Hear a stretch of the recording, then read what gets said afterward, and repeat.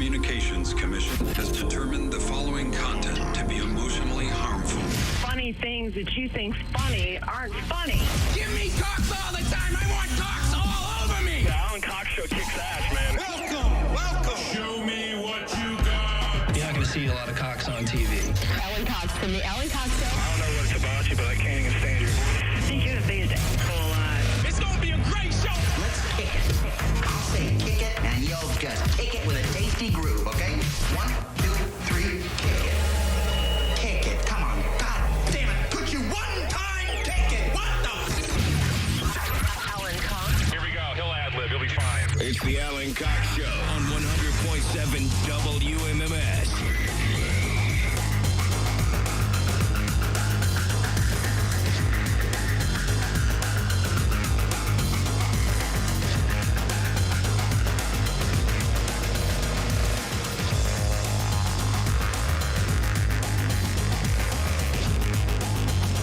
Okay. What's going on, gang? Good afternoon. Hi there. Greetings. Welcome, welcome. Let's see what's up, shall we? My name's Alan Cox. Thank you for being here. Say hi to Bill Squire. It's right there. Creepy hugs. Mary Santora's back Hi, in the room. here I am. And Poundcake's back in Studio G. Good afternoon, white people. Hello. He's back too, but in another room. You'll still hear him. He'll still hear you, should the need arise. If you want to... People are still mad at you over the tipping thing. And I still don't care. See? That's good. What song did you play on the way in today? Oh, yeah. Are you still trying to impress the parking garage attendants? Yes, but I forget what it was. It was, hold on, let me go to my... You're not even dedicated to this. Let me go to my iHeartRadio. Even though, Why does he say it like that? I don't know. because it wasn't my iHeartRadio. Sorry. It was... Damn, where is it? You don't remember. Wasn't that long ago. No, but like It was like 20 minutes ago. I went into my playlist and I don't know why it didn't pop up. Anyways, it was Return of the Mac. It wasn't even that. Oh, what a great song. That is a good song. That popped up in a commercial I just recently watched for something, or it's in a movie trailer or something. And Put it on random. man, I get moister than an oyster anytime I hear that song. Love that song. And you cranked it? Yeah. Was there anybody in the booth? I mean, Anybody in the parking office there? So I don't know, because again, I wasn't looking that hard. I assume saw always someone there, but they were hiding behind the monitors. But as I was coming in, there was a mail lady that was delivering mail in there. So I had my window down, and I do my little swipe, and she kind of like looked at me. I was like, you like my song? And she just was looking for the mailbox. So A male lady, Bill. Well, it is 2023. Yeah. Okay, so she was not impressed, is what you're saying. At all. At all. That would have been a golden opportunity, actually, for you to ask her if she knew how easily the parking attendants are impressed. Should have asked, hey, do you know anything about what these guys like musically? Because I'm working on a little thought experiment here, and I thought maybe somebody who has semi-frequent interactions with them, she's got to deliver them mail too, right? Yeah, but she Care of Euclid Parking Garage Office. She seemed like she was on a mission. I didn't want to bother her. Mm-hmm. Well, she is a federal employee. You don't want to get in their way. Okay. So Return of the Mac. Man, it's a good song. God damn. Good one. Yeah, that's really good. No, I want to hear it. I was driving through Michigan, and they have that. They have a throwback station. That's a good station. 105.1 Yeah, or 105.7, Bounce. something like. Yeah. Oh my God. Pretty much Detroit. If I was within an hour of Detroit, I was trying to get that station to come in. Oh, yeah. It's a good one. I wish this guy could have kept it together. This song's almost 30 years old, for God's sake. And dude he was on the verge. He was on the cusp and just couldn't keep himself out of trouble, out of jail, out of whatever. Yeah, Bounce is not one of our radio stations, but it's a good station. Oh, sorry. If out there in the metro Detroit area. They got their offices out there in Ferndale. Poundcake knows where that is. You know where it is, but I've never been. Oh, I thought you were. I thought you were out there for Gay Week or what is it? Pride Week? I was out there for Motor City Pride, but remember we went in the opposite direction. We didn't end up going to Ferndale. We should have. We went to some Oh, yeah, right. Charlie's or whatever it was. I feel like every city has a gay club named Charlie's, but Really? Is that true? Charlie's. There's not one sounds here. Sounds more like a cheesesteak joint. no, we don't have one here. Huh. All right. But All right. I didn't get a chance to go to Ferndale. It was on my list to go back. I wonder if they play this over at Real. You know, we have that station Real. But that's not like a throwback station, No. right? That's like a But current, I think they current do hip-hop dip station. back a little bit. Do they? Yeah. I might have to ask the Insomniac if he plays Return of the Mac. That's a banger, boy. Holy cow. Well, I guess everybody's talking about, I just heard Stansbury talking about it. Everybody talking about the fact that the Guardians got themselves a new skipper. But all I could see was in the article, they said he had, they were listing his accolades, and we got the write-up because we're the FM flagship for the Guardians and all that, and it's big news. And we got all of his bona fides and all that. But it said the line that jumped out at me in the Plain Dealer was, he has no managerial experience. So you're telling me I could have gotten the job? That's what I'm saying. You just I'm didn't taking a push long hard way enough. to get there, but that's what I'm saying. You was robbed. This job could have been yours. If he- and as soon as we started talking about Poundcake possibly interviewing for Terry Francona's job, everybody predictably, ha, ha, ha, ha, ha. How could that possibly work? No managerial experience. You know who else doesn't have any managerial experience? The new manager of the Cleveland Guardians. This guy might have been a great catcher for the Oakland A's. Listen, I wish him nothing but the best. I literally know nothing about him. All I saw was a line that says he has no managerial experience. If he releases a lineup and there is a independent fielder or a line drive Peter, we'll know that he. We're marching. we We got to do something. and this audience will march. You got to start whispering in this guy's ear, Poundcake. I'm telling you, you got to get in on the. You got to get in on the ground floor with this guy. For a fee. I'm not doing any more freebies. No. You got it. They're not going to pay you for this. You got to get in there. You have to prove your worth before you get compensated. You got to show them that you're worth what you want. You think you just walk in and they sign a check? No. Apparently, that's how You they got gotta this hit guy. up. Well, it's not. He's been in the major leagues for a long time. But what I'm saying is, and he's coming from the Mariners, I think. He's like a bullpen coach or something. Yeah. But that doesn't, in the major leagues, that doesn't constitute managerial experience. It's like a catcher with the Oakland A's. I guess he had most of his career with the A's. And so he's very well liked there, liked in Seattle. He knows how to operate on a budget. Yeah. He was also up for the Giants job, which, I think we can read that as he came here because he didn't get the Giants job. But, this is the time, Cody, to get we whispering in this guy's ear. He's brand new to the market. He doesn't know anything about Cleveland. Mm-hmm. So this is when you get in. This is when you start, this is how you get someone's ear. This is how you become a consigliere, as it were. Well, I will contact the show publicist so I can get this guy's information. And then Nope. We can talk. We don't. You get his office number. Well, I'm not. This guy's been living in the Pacific Northwest for 15 years or what. Just follow him to his You car. got to go, hey, man, you thought there wasn't much sun there. Welcome to Cleveland. You're never going to see the sun here. Yeah, it's already dusk. Yeah. Maybe that was part of the reason he wanted to leave. There's too much sun up here in Washington State. But, of course, we wish him nothing but the best. Big shoes to fill.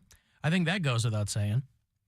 But, again, the first thing I thought was Poundcake got robbed of this because neither one of these guys have managerial experience. And so you have to show yourself to be a valuable commodity, right?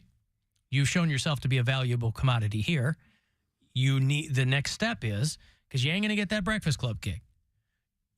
The next step is you got to be whispering in Stephen Vogt's ear. Did you ever finish your demo? No. Or because- actually apply. He's taking his time. No, I did. I never finished my demo because from what I heard, I thought that spot was filled.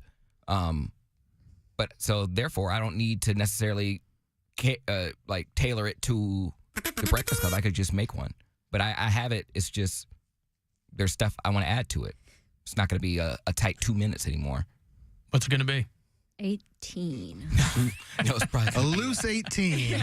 be like 3. He's dropping a 7-episode season of Poundcake's demo. I can have fun with it. You weren't having fun with it before? I was more selective, I guess. Well, an editor is your best friend, whether that is a person or a program.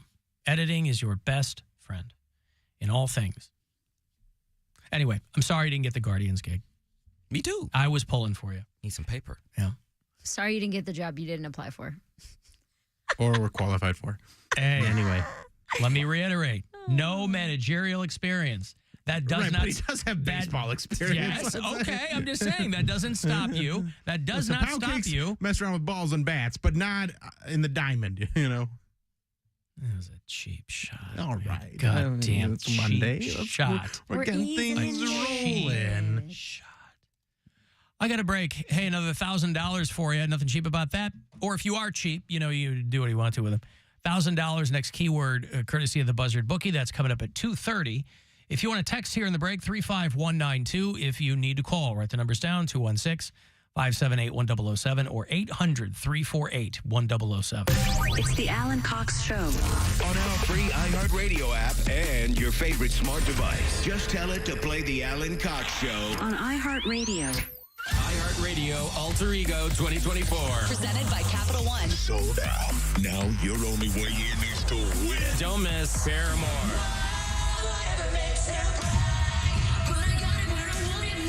The 1975. The Black Keys. 30 Seconds to Mars. Bush. Sum 41.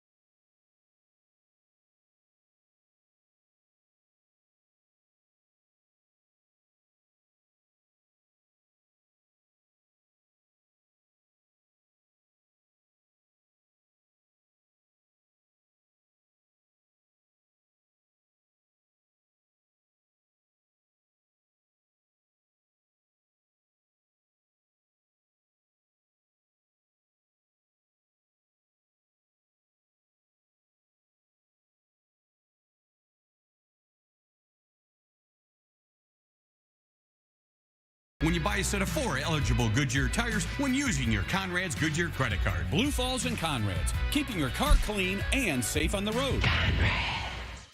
Why is iHeartRadio the #1 streaming radio app?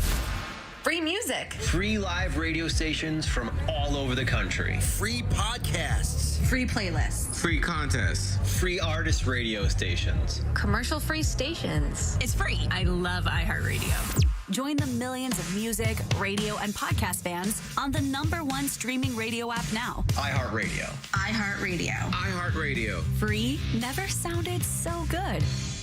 His first marriage didn't work out. He caught her texting another show. Sounds like he deserved it. It's Alan Cox. On 100.7 WMMS.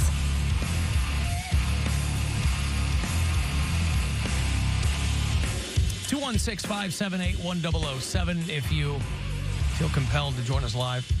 800-348-1007.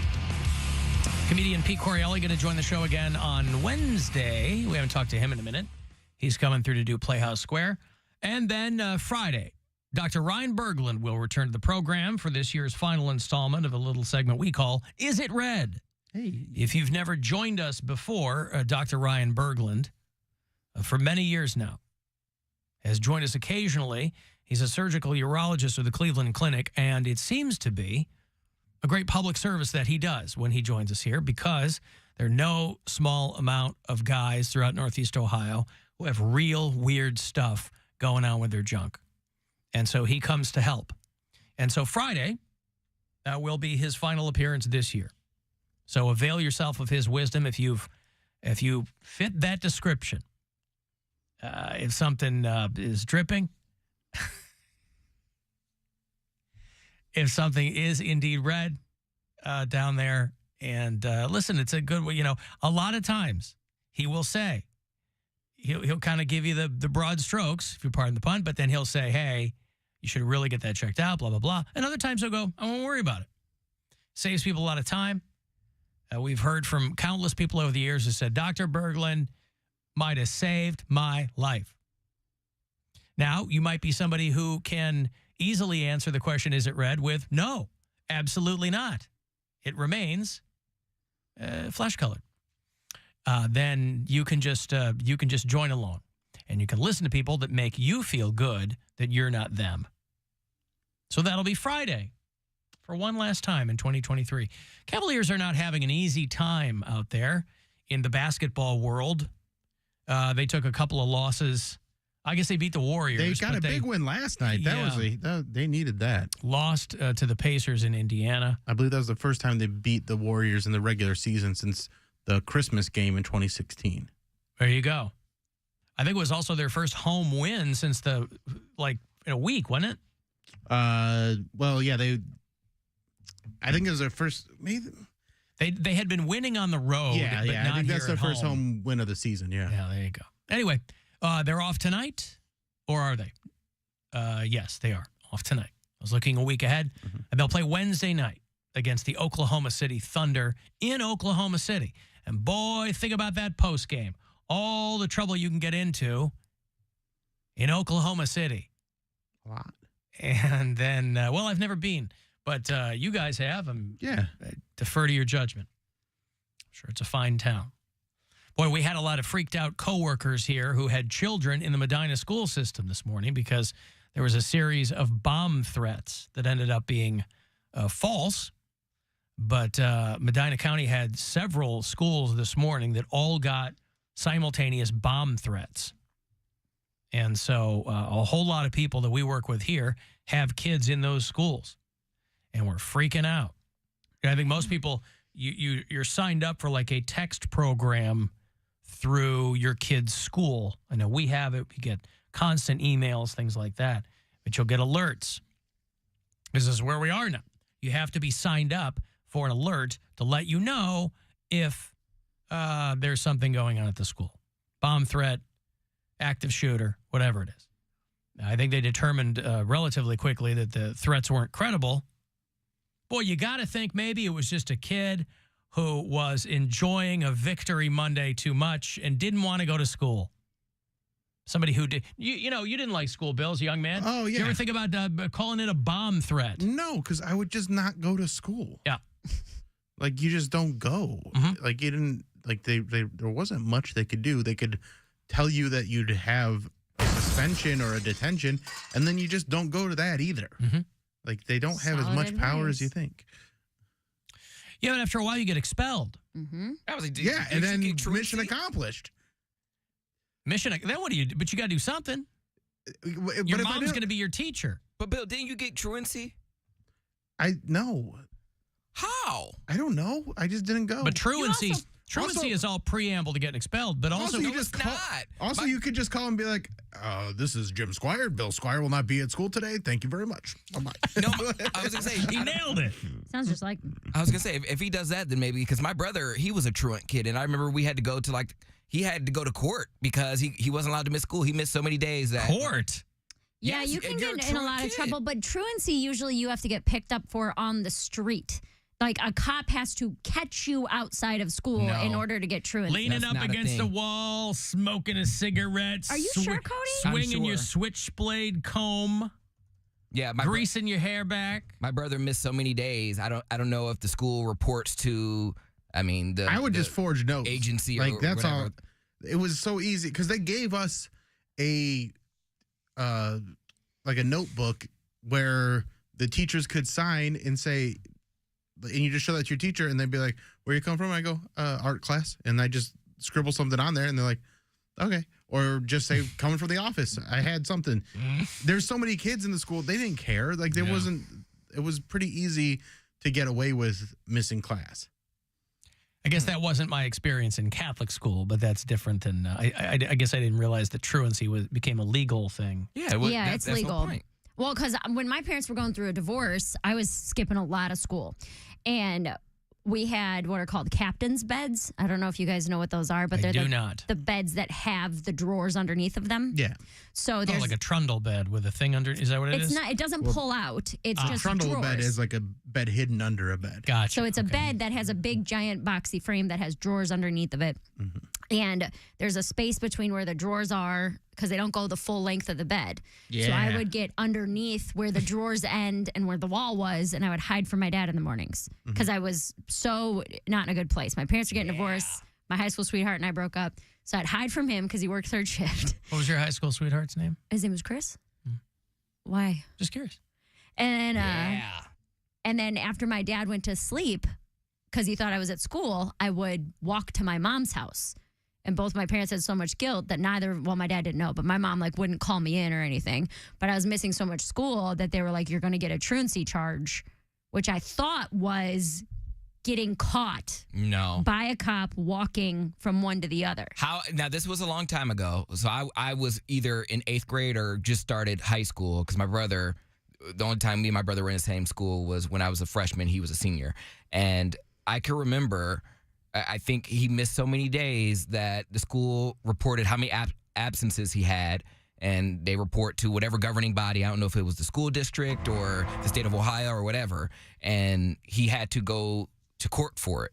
So this says, I have it pulled up. It says, student is truant in Ohio law if they meet or exceed one of 3 markers for unexcused absence: 30 consecutive hours out of school, 42 hours in a month, or 72 hours in the school year. But that's not that much time. Well, but also, what is ultimately, what are you looking at when you go to court? You can get a fine, this says $1,000 fine or up to 180 days in jail. For the parent if they're under 18, for the kid if they're over 18. Yeah. Yeah, like I said, I would just forge notes and they wouldn't check on anything. I just wasn't going for a while. I almost didn't graduate because I'd missed so many days my senior year. Huh. Well, I liked school. I liked school too, but I was just And I was sad. terrified of my parents. I showed up. I just didn't learn nothing. So we all. He didn't learn nothing. I ain't learned nothing. Right there. There you go. That's right. He didn't learn nothing. They said showing up was half the battle. I was like, okay, I could do it half-ass. I mean, I can do half the battle. Wait, they said showing up was half the battle? Yeah, they're like, yeah. I remember when we were like talking about job searching, they're like, you will be surprised the amount of people like just don't show up for work. All you gotta do is show up for work. I was like, all right, well, this is kind of like my job as a kid. I'll just show up and whatever happens, happens. You know, I ain't gotta learn nothing. You said show up. And I would never go over the allotted, like what you could miss like 10 days a semester or something like that. I think it's like a year. Whatever it was, I would go to the max amount all the time. 10 days. All right. See, I didn't like It's missing not school. a lot. I missed like 13 and was in trouble. Okay, this goes by hours, which is so weird. 38 well, that's what I'm saying. hours. Like, they can't throw you in jail, though. Yeah, like, this says... You go to juvie or whatever. Huh. It says 38 hours. It's juvie, not... No, it's juvie. Juvie. Juvie. That's what he calls it. Yeah. That's what he calls it. He's got more experience with it than I do. I don't have any. That sounds like juvie. a varsity Jew. Juvie. 38 hours, which is 6 days unexcused in 1 month, or 65 hours, 10 days. This is excused or unexcused in a year. It's only 10 days. Oh, well, there you go. Yeah. All right. That's crazy. That's not that many days. See, I didn't like missing school. It was like one day a month. I didn't like makeup work, or like I just didn't Well, like... that was the thing, too, is I just didn't do the I know makeup you didn't. work. Like, I know, I get it. Like, I didn't like work or makeup work. It just... You're like, I'm just not going to do it. I'm not going to do it. Alan, my sister forged so many of her friends' mom's signature that when the mom actually signed something, the school wouldn't accept it. This isn't your signature. Yeah. Yes, it is. That's Betsy Williamson. That's me. Like my dad never... No, it's not. Your signature is big, loopy bubble letters. That's why I use my dad's signature, because my dad was never the one that had to sign anything. My dad was never the one that picked us up from school. My dad was never... Yeah, they couldn't compare it to anything. Right. They didn't know anything about my dad. He was a ghost to them. So they'd just be like, well, these all match up. Yeah. Let me give you some money here. It's $1,000. You still got a couple of weeks on this, once an hour, so plenty of chances to win $1,000 from the Buzzard Bookie. I hope you win. Go. This is your chance to bet with the Buzzard Bookie and win $1,000 now. Enter this nationwide keyword at WMMS.com. Check. That's check. Enter it now at WMMS.com. Now, the day that you would want to stay home from school is the day that they find out that your school's custodian has been contaminating the food at the school with bodily fluids. Oh, come on. And bleach. Ugh, Which is worse, honestly. So he was contaminating it and then cleaning it up? This was in New Jersey. An elementary school janitor has got parents very, very upset, and kids too. 25-year-old dude, Giovanni Impellizzeri, is the school's custodian. I'm Italian. We love food. What can I say? Hey, what do you want from me? I like it everywhere. Like, I literally love the food. That's right. A little bit of my special sauce. If I put my sausage in the gabagoop. Gabagoop. Some are worried that their kids may have come into contact with bodily fluids. They're taking their children out of class to get them tested at a doctor. Alarming accusations against an Upper Deerfield Township School District custodian have parents disgusted. Kids wearing eyeliner. I covered my mouth and started crying. I had no words. I mean, what can you say to a situation where somebody was doing those disgusting things in the school where your child's supposed to be safe? Charging documents from the Cumberland County Prosecutor's Office show 25-year-old Giovanni Impellizzeri is accused of contaminating school food and cooking utensils with bodily fluids and bleach, as well as committing obscene sexual acts in other parts of the school. And according to investigators, recording and posting... I think the bodily fluids consist of saliva. I think it was licking the silverware or something like that. Okay. But I think he also was... What tests are they going to do? I think they also accused him of STD tests. putting food in himself. So that's probably something too. Videos of his alleged actions online. It made me... And then, of course, posting the videos online. He's just looking for some clout. Yeah, not even on an OnlyFans. Nope. Like disgusted and weirded out. Like that was just nasty.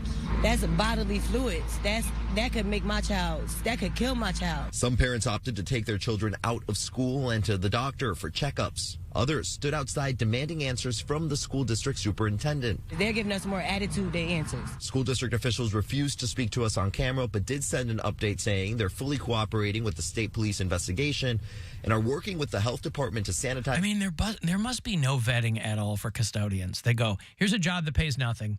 Let's see who will take it. The kid, I mean, 25-year-old dude. Yeah, based on his eyes, I've been like, no, this guy's not Dude's wearing guy liner. I mean, a couple weeks ago, we were talking about that custodian that was dressing like Pennywise and taking videos overnight. Yeah. And the school was freaking out because they're like, yeah, we don't need this. Of course, in 2023, I guess, something like this, you go, well, at least my kids didn't get shot to death. I mean, that's what you just kind of weigh in your head now. You go, oh, he just licked the silverware? Oh, my God, that's terrible and gross. But thank God. There must be, I don't know what kind of vetting they're doing for these positions at schools. But also, how would you know? Yeah, that Like, this what are person's you gonna going find, to like- lick a spoon. I don't know. He may have had some stuff online somewhere, but you don't know for sure that someone's That's not really a prior. Yeah, sticking food in themselves and being like, can't wait to get this job so I can do more of that. They've placed him on administrative leave, which is the least they could probably do. Hey, Larry. How you doing, Alan? What up? Hey, man, I just wanted to ask a question about that. The missing so many days, you know? Yeah. All right, well, what if you got suspended for those days? Then what?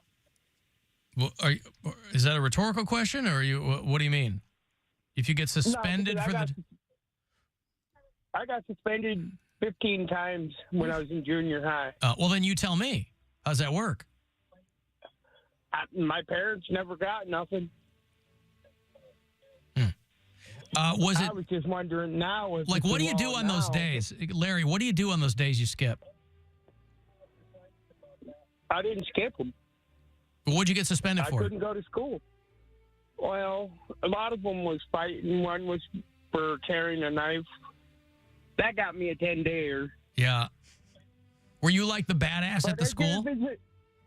No. I was just... There was a lot going on in my life at that time. Like my parents were getting a divorce, and I didn't take it very well. And, sure. Did you ever hide under the bed and then jump out the window? Sorry, excuse me. Crap happens. Huh? Did you ever hide under the bed and jump out the window? Yeah, I jumped out my window. Yeah, second-story window. So I could go out and story. hang out. Larry's not screwing around, man. Yeah, okay. Well, so you got suspended a bunch of days, and okay. But that's different than skipping. Well, but I'm saying it was still, you're still, like Mary was saying, you're still missing days. It said excused or unexcused. Excused or unexcused. I mean, a suspension seems to be, in the eyes of the school, suspension is probably an excused absence, right? I mean, they have suspended you. I've never been suspended. Oh, Mary's never been suspended. Oh. I had plenty of, okay. Good for you. I had lots of detentions and Saturdays and lunch detentions and all kinds of stuff like that, but I never rose to the level of. What is lunch detention? Where you have to go eat your lunch in a cold, quiet room by yourself. Yeah, you couldn't be with your You friends. can't eat it in the cafeteria. Oh, really? No That's socializing. You get like Which a is week now of how lunch I would detentions. love to eat lunch. Yeah. By yourself. I've talked about that. We had what was called the SMR, the student management room. Yeah. Where if you're in trouble for like that class period. So if you're being disruptive or your teacher don't want to deal with you, they send you to SMR. And all the desks are facing the same way. And the lady who ran it I'm not joking, dude, she kept it like 55 degrees in this room. It was freezing cold. And you had to be actively working on something. You had to be doing homework or reading or doing something. Wow. All right. Well, that's something then. Never been suspended. Well, good for you. And yet, here you are. What? I don't know. But Poundcake, you know, I mean, the suspension, Alan. Poundcake figured. You're suspended starting December 14th. Poundcake figured showing up is half the battle, and he goes, "I can do half." But that's not even the saying, though. Showing helps half the battle. Isn't it? Knowing is half the battle? Knowing is half the battle, yes. He doesn't even know the sayings, right? Knowing is half the battle. 99% of success is showing up, is the phrase. He doesn't even know. He doesn't even know what he doesn't know. Well, if that's true, then that is true. Well, then I should know 99% of stuff then. I was there 99% of the time. You know that's not what that means, right? That's how math works, Alan. You're not He has carried that half is good enough mantra into his adult life. And but he's not getting picked up for truancy anymore. He's here all the time. He's become too reliable. I got to take a break here. If you want to send a text, 35192, AlanCoxShow.com. You want to watch live, and we'll be back. The Alan Cox Show on 100.7 WMMS. And everywhere you go on our free iHeartRadio app. Buzzard Radio. The Buzzard. Is Rover. 3, 2, 1, go. It's just one of those days. My monster's out. And Alan Cox. Who is this? And what is this? You're at the home of the Cavaliers. Hey, it's Cavaliers censor Jared Allen on 100.7 WMMS. This is Doug Gottlieb. Here's what's trending from the iHeart Sports Network. Presented by Penn Station East Coast Subs. The Browns now sit in the second wild card spot after a dominant win over the Cardinals yesterday. They're 5-3 on the season.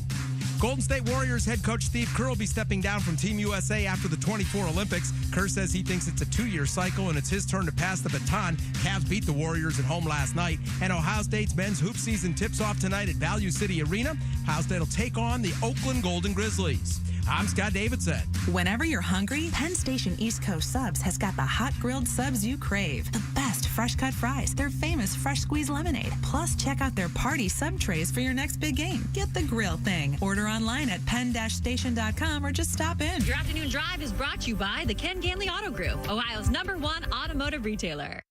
It's that time again. Decorations are going up and family is stopping by. Welcome the pitter-patter of their mini feet with new carpet. The Home Depot has all the styles you want in colors you love from brands you trust. And installations included. Schedule your measurement by 11/13 and purchase by 11/27. So the carpet goes in before the family shows up. Get your house holiday ready at the Home Depot. How doers get more done. Installation included. Qualifying purchases. Exclusions apply. For licenses, see homedepot.com/license numbers.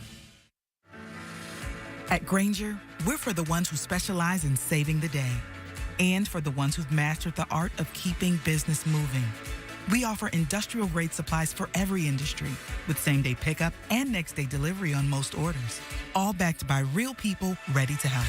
So you can get the right answers and products right when you need them. Call quickgrainger.com or just stop by. Grainger, for the ones who get it done. Water, fire, wind, mold. When disaster strikes your home or business, Paul Davis is your best friend on your worst day. Why? Because Paul Davis handles everything quickly and seamlessly, from cleanup to recovery to reconstruction. For commercial and residential property damage and restoration, choose Paul Davis, the professionals that have served Northeastern Ohio for over 30 years. Paul Davis, we are your best friend on your worst day. Call us today at 440-834-1155 or visit us at restorationcleveland.com. Honey, can you swing by the post office and grab some stamps? Done. And drop off these packages? Sure thing, honey. Ooh, and get the tracking info. Got it. But you haven't moved. I know. How great is that? This holiday season, the Postal Service is closer than ever with convenient ship-from-home services like label printing, free package pickup, and delivery notifications. You can send more holiday joy from the comfort of home. The United States Postal Service, delivering for America. Ship from home at USPS.com/holidayjoy. Okay, true stories from Huntington customers with Kitty. So, tell me about yourself. I was blind from birth. That must make banking difficult. That requires a lot of trust. Before I could even ask, Huntington offered their statements in Braille. That made me feel like I was as important as you are. I'm sure. It feels like just the right place. Get more than money from your bank. Welcome to Huntington. Real people compensated for true stories. Stack up on pet supplies for Menards and save 11% on everything. Come check our great selection of pet food and wildlife supplies. Chicken Soup for the Soul is a dog food made with real beef and quality ingredients. It provides well-balanced nutrition for supporting happy, healthy pets. Right now, get a 13-ounce can for just $2.49 after 11% off. Good through November 12th. Savings are mail-in rebate. Some exclusions apply. See store for details. Save big money at Menards. Jake from State Farm here to answer your what ifs. What if I need a policy, but I just can't choose? An agent can help you choose. At State Farm, we're there for your what ifs. Like a good neighbor, State Farm is there. Call or go to statefarm.com for a quote today. Hi, this is Doug Jackson from Jackson Comfort Services. Are you tired of waiting around for days when your heating system leaves you cold? Well, the wait is over. Jackson Comfort Services now offers same-day heating repairs. Need a new water heater? No problem. Call before 2 p.m. and Jackson Comfort will have that installed the same day. We're so confident in our speed. If we can't make it happen, Jackson Comfort will put you in a hotel on our dime until we can. Schedule your same-day appointment online at jacksoncomfort.com. Jackson Comfort Services, your comfortable choice for heating, cooling, plumbing, and now drains. When I call first responders, I want them to show up fast. Issue 38 could jeopardize that. Issue 38 could lead to snow plowing being cut. Have you been in Cleveland during the winter? No way. Nah, it might sound good, but when you read the fine print, it's a no for me. Attention Cleveland voters.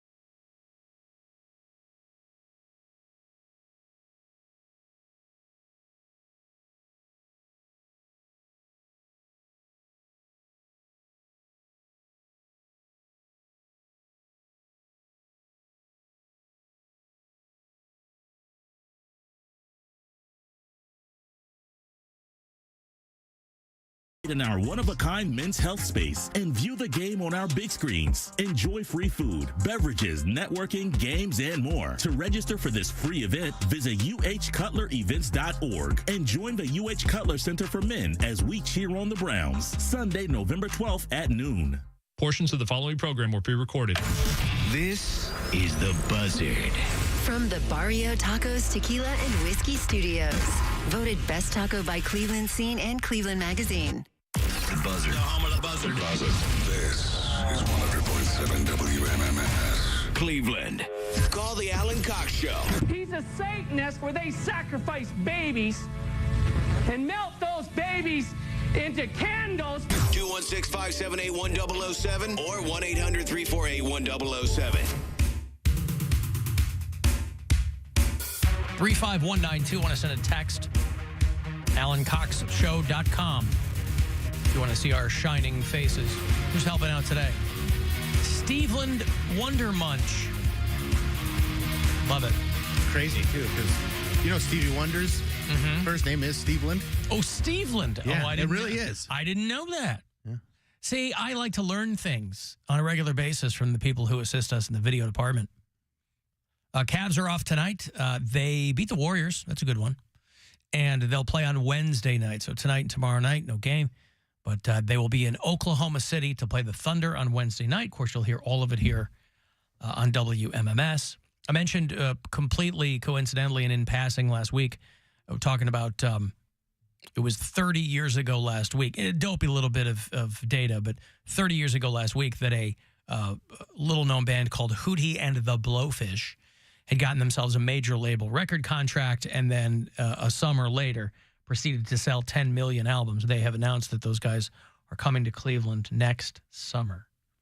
Yeah. So let's say you're a mom in her late 30s, early 40s, and you want to party like it's 1994 all over again. Hootie and the Blowfish are coming to Blossom next August with Collective Soul, Pride of Atlanta, Georgia, and Edwin McCain. Oh, I'm going to this. What's your second favorite Edwin McCain song? That's the only one I know. Who cares? Yeah. You're there for the one. Right. Well, but Collective Soul's got hits. Collective Soul, people sleep on Collective Soul. I love They got a lot of hits. Yeah. Anyway, Hootie, Collective Soul, Now, Edwin do McCain. you think most of them are Matchbox 20 songs or Goo Goo Doll songs? Yes, you do. But they're still hits. Big songs. August 15th, next summer at Blossom. I mention it because the tickets will go on sale this Friday morning. So, FYI, for people who are into that. Hey, Drunk Sue. Hey, baby. How are you? What's going on? How was the weekend, Sue? Made it out another one alive, right? No. Just stayed home. Okay. But you're alive. I mean, that's good. Yeah. Hell yeah. I wanted to pipe in about the suspensions and the detentions and stuff. Yeah, sure. Well, I was working at a plastics place. It was a blow mold. We made car parts. This was in California? No. This is in Ohio. Oh, okay. Yeah. I was a tech, I changed molds and fixed the machines and all that, blah, blah, blah. Yeah. Well, we were working 12-hour days, 5 days a week, plus the techs always had to work 8 hours on Saturday and Sunday. The operators got the day off, you know what I mean? I do now. Well, this went on for like 63 days, something like that. Or 62, whatever it was. And I called off one day. Well, you know what my punishment was? 3 days off. Yeah. Well, they wanted you to... Which is exactly what I wanted. Right. But was it a situation where if you weren't there, you weren't getting paid?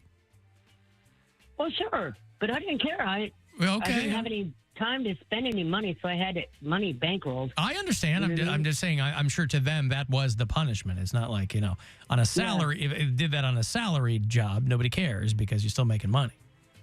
Right. Yeah. No, it was an hourly. But it was funny because when I came back to work, 3 days later, people were like, oh, my gosh, how did that go? I said, it felt great. In fact, I don't think I learned my lesson. I think I need some more time off to think about it.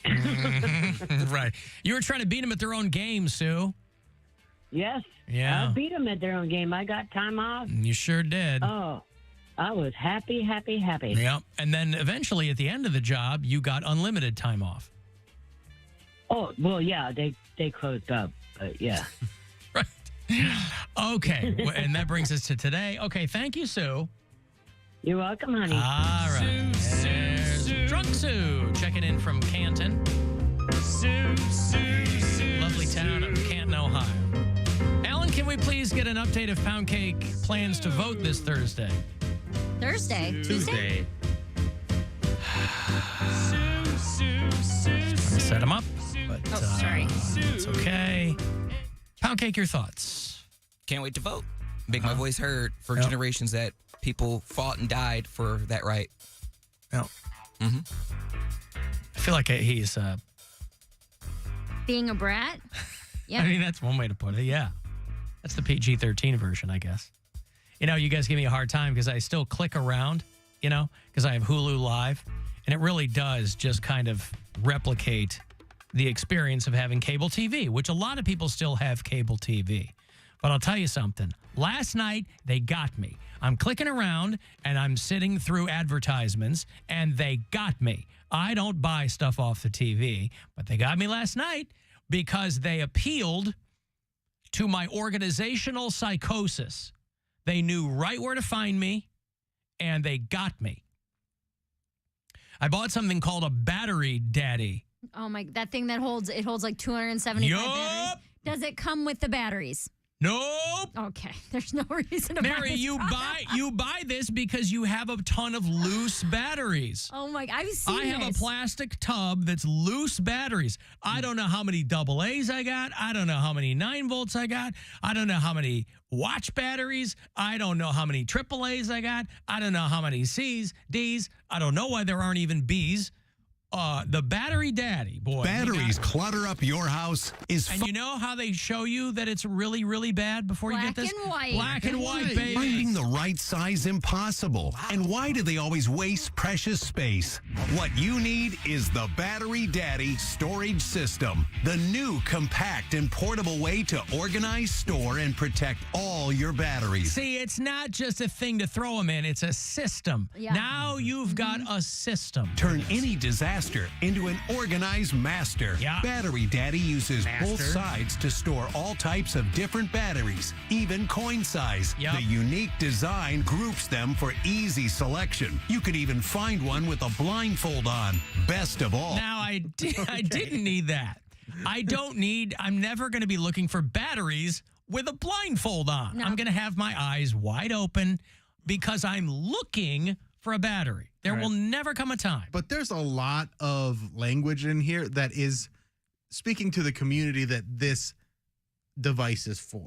Yes, those of us with organizational psychosis. No. There's master. You can be a battery master. The blindfold thing. This is obviously a product that is geared toward the BDSM and kink community, but also you want to be organized. What do they need batteries for? What do you think? Oh, no. No wonder they can't find their AAAs or their D cells. They're putting them someplace. Oh, they've all gone somewhere. Sun don't shine. Yeah, well. Or maybe in a toy. Right. Yeah. And I think there's other products coming out from this same company that are, Are they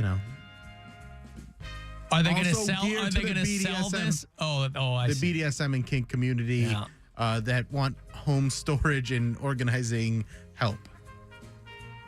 All right. So, so this is literally from the company that brought you Battery Daddy. Yeah. Okay. There is the bottom basket. Mm-hmm. Hey. So if you are a bottom and you need a place to store all the different things that you use in order to be a bottom. Like what, Bill? What are all the different things to store? Mostly lube. Okay. But butt plugs, you need butt plugs. Yeah. And you need a place to put them all. And this is a handheld organizer for those things. Yeah, it's like a basket Yeah. that you put all your lube and your butt plugs and your poppers, all those different things in there, and you have them in one nice handy, organized place. Yep. I don't have a black and white video of someone rooting through a drawer full of butt plugs and lube. Well, maybe you should. Yeah, what kind of... They're trying to sell these, aren't they? That ad's coming, you know? Yeah, okay. Yeah, so to speak. Now, obviously, if there's the bottom basket, you're going to need the top socket. For people who want a top. Yeah, for the people that are top. Right. And this is You got all this from the blindfold. Blindfold and be a master of battery. Oh, yeah, right. Yes. Like, well, I am now. And the fact that it's called the Battery Daddy. They could have called it the Battery Caddy, but they didn't. They called it the Battery Daddy. They should have called it Battery Zaddy, because at least that makes the sound of getting shocked. Right. That would have been great. So you got the top socket, and that is just an interchangeable device that can hold all your needs as a top, which, again, pretty similar to what you, lube. Yep. A lot of lube. Yep. A lot of lube-based devices here. Okay. I take it these are all waterproof, these products. Yes, they must be. And I'm glad you brought that up, because there's also the Cuck Tuck. God. There's nothing more embarrassing than being a guy. Listen to him pitch this. It's hard. I'll tell you what, it's really hard to have one company who's making all these things. Well, imagine you're a cuck, Alan. Oh, he doesn't have to imagine. Shut up, Mary. What? And you're having a guy over to just really jam it in your wife. But as they're doing it... See, I don't live the lifestyle, so I don't know the lingo. Well, I'm trying to, paint a picture for you. Yep. And as that's happening, the corners of your sheets keep popping off. And then the bed's unmade, and you can't concentrate on the glorious thing that's happening to your wife as you're in the corner touching yourself. You're just concentrated on those bed sheet corners coming off. So you get the Cuck Tuck, and that is a very specific sheet designed to make sure that as your wife's getting ravaged, your sheets aren't. Ravaged? Wow, ouch. I was going to say, I would be, this is made for me, because even though I have no cuck tendencies, the sheets flying off would drive me crazy. Right. That would drive me nuts. So then you need the Cuck Tuck, which you don't have to be a cuck to get the Cuck Tuck. All right, then there's more. Oh, there's more. Oh, there's more. All right, I want to hear about all these.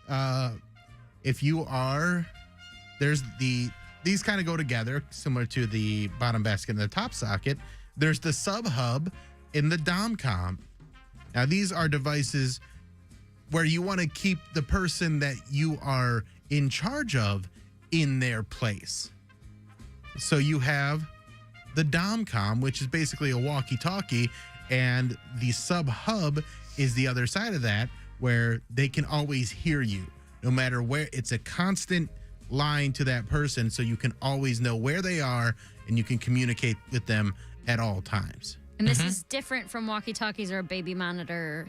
Because it's labeled. Oh, different name. Okay. Such, yes. But same company, though. Yeah, it's all the same company. It's all the same company as the Battery Daddy. And so that way, you go, this is the Dom checking in, and then the sub will be like, Roger that, over and out, and out in it, and over again, and out again. Yeah. And then finally, if you need a place to put your sub where you can store them, keep them organized, maybe you have more than one sub, you need to keep them all in place. You have the slave caves. And would this also work for sub sandwiches? I was like, a sub above? Is this? No, this is for sex stuff. I know, Sex I'm just stuff. asking. It's all lube-centric. It's all for the BDSM and organizational community. So yeah, you got the slave cave, and that way you have a nice, dry, warm place to keep your sub when you're not using them. And it's waterproof, of course. Yeah, okay. Yeah. Places to hold the lube, of course, the leash, the different, the ball gag, all the different stuff. It's got all that built into it, so it stores easily. These must be giant cases that you, right? I mean, they're big to enough. store all that. I have a question. Yeah. Are you the CEO? No. Okay. Well, Is he getting kickback? No. I'm just asking. Are they discreet? Oh, they're all The packaging. What's the packaging like? It's discreet except for on the sub ones where you want to be humiliated. Okay. So like if you're dumb, whatever. Yeah. But if you're like getting the cuck tuck, it's big bold Big letters. red letters, yeah. Cuck tuck. This is a cuck tuck.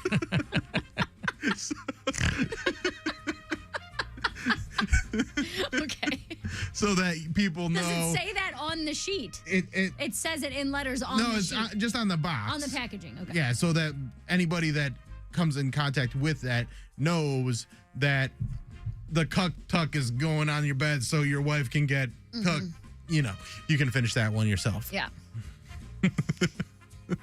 So yeah, I think all from the company that makes the Battery Daddy. All from the Little company did that I makes the know, Battery because Daddy. they definitely didn't advertise any of that on any other channel. I just bought myself a Battery Daddy, filled it up, put it in the fridge, and boy, the same company. The targeted ads are headed your way. I guess so. That That be is ready. diversification. Yeah. All Get right. ready for all the different BDSM products for that organized lifestyle. Well, you've done a valuable service there, I think, Yeah. for people who are interested in lube and lube-based products. Right. And You wanna be- organization. Yeah, And you want to be organization. humiliated by your dom, not your lack of organization. By your disarray. You don't want to be embarrassed by a mess. You want to make the mess yourself. Because it's really all about consent when it comes to this stuff. And nobody consents to have an unorganized house. Jesus. Or dungeon. Dungeon, yeah. Sex dungeon, yeah. All right. Is that the whole list of products? Yeah, that's all the products. Oh, wow. I mean, well, it's anyway. kind of a lot. It is a lot. I'll tell you what. That's a lot. But I'd recommend the Battery Daddy. I mean, I'm not getting any kickbacks off that, but I would. There's just so many batteries to have. It's a lot, but you know, you got a little flashlight in there. I mean, I got all the other stuff. I don't actually need the stuff. I just need a place to be able to store my batteries. I have a question. Uh-huh.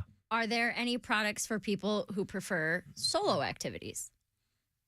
Oh. There's Glad you asked. It's called the Wank Tank. The Jack Pack? I'm just asking. I'm seeing if there's Competing any product. Right. Yeah. The FAP Trap. There you go. There you go. But yeah, the Wank Tank. You can keep all your different wanking accessories and toys in one tank. Tank. Is it submersible? Yeah. Of course. It's a tank. It's actually more like an army tank. Oh. Because then it looks cool. Yeah. Hey, Bill, yes? It's got like a gun on it, which you can use However you like. however you want, see yeah. fit. Hey, Bill in Lakewood. Hey, Al. What's up? After that conversation, I was going to give the props of the battery carrier, but the Battery Daddy. Do you have what a its name is. Battery Daddy, Bill? Yes. Yes, I'm sorry. I have one. It's the greatest invention since the light bulb. I mean, listen, they're trolling all of us with that name, by the way. Bill's right. They could have called it anything. Battery Daddy. They're making you order that. A lot of people calling on the phone to order that. They're trolling us with that name. I just got sick of looking for 8,000 batteries in 8,000 different places. That's right. So, but as far as the other items available that Bill has told us about, Mike Tank. I don't even know. I don't even know what half that stuff is. As long as you know what the other half is. Well, yeah, you know, I see these things on, I don't know, advertisements and stuff. So, other than that, go Browns, because I got, it took a conversation that's going to take a while to, absorb after the great. Well, I would tell you to go organize your batteries, Bill, but they're already organized because of the Battery Daddy. And I gotta wait for the next great organizer thing that's going to come out. Oh, it sounds like you could use the Noob Tube, and that is to introduce people that are not familiar with the BDSM lifestyle and the kink lifestyle. And it's got an array of different devices and gadgets that you can use, and you can try out each one to see which avenue you'd like to go down. I didn't realize there was such a steep learning curve on getting into the lifestyle. It sounds like a very high barrier to entry, if you will. My goodness, I'm going to have a drink after this thing. You got me laughing so much, Bill.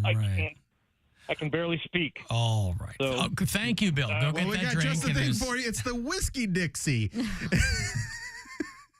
And what does that do? That is just a little drink dispenser if you've like to have a little something before or after your session. It just dispenses adult beverages. It doesn't have to be whiskey. Yeah.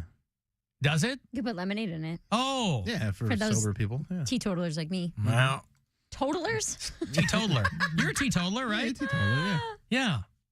Yeah. Is that the word? Teetotaler, yeah. Toter. No, teetotaler. Totaler. Like you tote tea around. Totaler. Teetotaler. Well, have I got a product for you? If you drink so much tea and you know where to put it in your teetoter. Yeah. Teetoterer. There you go. I've got to take a break here. If you want to send a text, 35192, AlanCoxShow.com for everything else. And you can listen wherever on the iHeartRadio app. This is the Alan Cox Show. Everywhere on our free iHeartRadio app or whatever smart device you have. Just tell it to play the Alan Cox Show on iHeartRadio. From the Universal Windows Direct Weather Center, WMMS Weather. A mix of clouds and sunshine early for your Monday, turning windy with scattered rain showers, highs in the 60s. A chance of showers tonight with overnight lows in the 50s. For your Tuesday, mostly cloudy, highs in the upper 50s. This report is sponsored by Dunkin'. Making it to Wednesday is a win in itself. And to celebrate, Dunkin' Rewards members get a free donut with drink purchase every Wednesday, now through December. Limit one classic donut per member per Wednesday. Terms and exclusions may apply. Participation may vary. Offer ends 12/27/2023. Hey there, it's Alan for Window Nation. You know, in all the conversations we have about temperature in replacing windows on your home, you look outside on a day like today, and even though it might not be 29 degrees, it's really, really windy. And so knowing that the windows in your home are sealed up tightly, very, very important. But if you've ever lived anywhere where you can hear the windows rattling, that's no good either. You're going to get condensation when you don't want it. Window Nation wants to help. The best deal that they do all year is the one they're doing right now.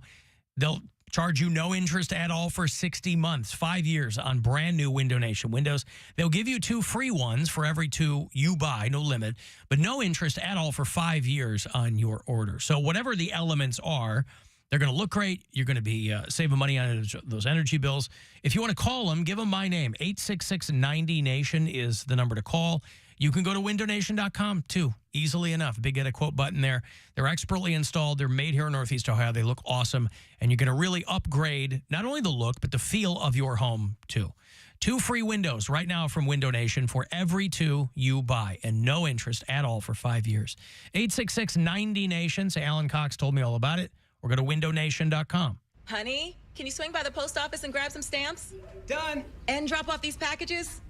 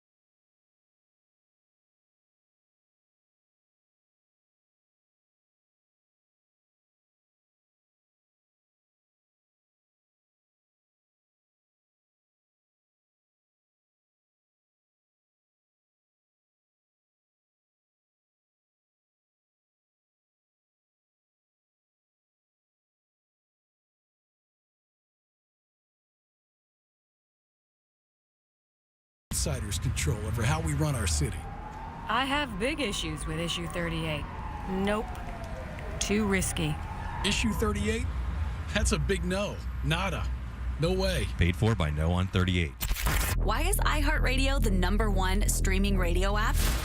Free music. Free live radio stations from all over the country. Free podcasts. Free playlists. Free contests. Free artist radio stations. Commercial-free stations. It's free. I love iHeartRadio. Join the millions of music, radio, and podcast fans on the #1 streaming radio app now. iHeartRadio. iHeartRadio. iHeartRadio. Free never sounded so good. Now it's time to give stuff away. Alan Cox. Time to give stuff away. All right, Green Day set their 2024 dates. They are not coming to Cleveland, but we will send you to see them in Pittsburgh. Green Day and the Smashing Pumpkins are going out next year, along with Rancid and the Lindas. They'll play PNC Park on Labor Day weekend, Sunday, September the 1st. So you're going to be sitting on these for a minute, but you'll have them. Ticketmaster.com has got whatever details you might need. This first pair this week, I'll have them for you every day. 2 for Green Day next fall with the Pumpkins. Good luck. Caller 10. These are yours. 216-578-1007. 800-348-1007. Alan Cox. The sort of man we used to describe at school as a complete prick. The Alan Cox Show. On 100.7. WMMS.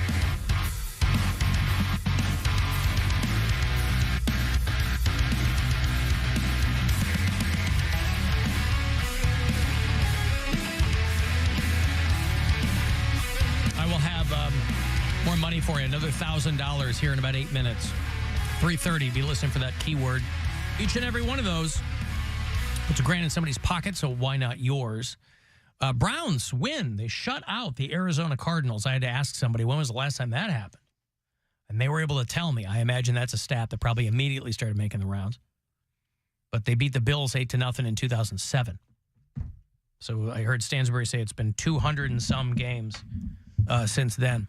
Because I just kind of I dialed up to see how they were doing, and the game was already over. I was like, oh, so good for them. They're in Baltimore this coming weekend, so I'll be doing the Cox Out pregame on Sunday. We're going to be back at the Parma Tavern starting at noon. So if you missed us last time and you're out Parma way, I was like rubbing shoulders with the Parmanians. And so that'll be this coming Sunday from noon to 2. Browns are going to be in Baltimore to play the Ravens. Is that still considered a rivalry? Browns-Ravens? Mm-hmm. Yes? Yeah. I mean, that's the division, yeah. Yeah, okay. It's hard to tell. You know, the Browns have so many unilateral rivalries, it's hard to tell where they actually are. I'm bummed I'm going to be out of town the weekend the Bears are in town. That's usually the Browns game that I'll go to each season. But this year it ain't going to work out. Where are you going? You know what? Don't worry about that. Okay. Where I'm going. Don't you? You just worry about where you're going. Don't talk to me like that. Don't worry about where I'm going. I'll tell you where I'm going. Then tell us. Don't you worry about where I'm going. You told us to I'll tell you. Then tell us. I will. Tell us where you're going. Don't you worry about it. Just tell. I will tell you where I'm going. I don't think he's going anywhere. I don't think he is either. Not at liberty to discuss that yet. We'll be on break. Won't matter. But that's the weekend that the Chicago Bears are in town. And boy, they're doing great. So if... Alan, I actually have news for you. I'm sorry? The Bears are not doing great. Oh. The Chicago Bears? Yeah, the Chicago Bears are doing wow. great. And then I think bears in general are just like endangered. And they seem to be. Yeah. I mean, all the pandas are going back to China, even though they're not bears, right? Pandas aren't bears. Oh, koalas aren't bears. Right. Panda are bears. Panda. Koala bears are not bears.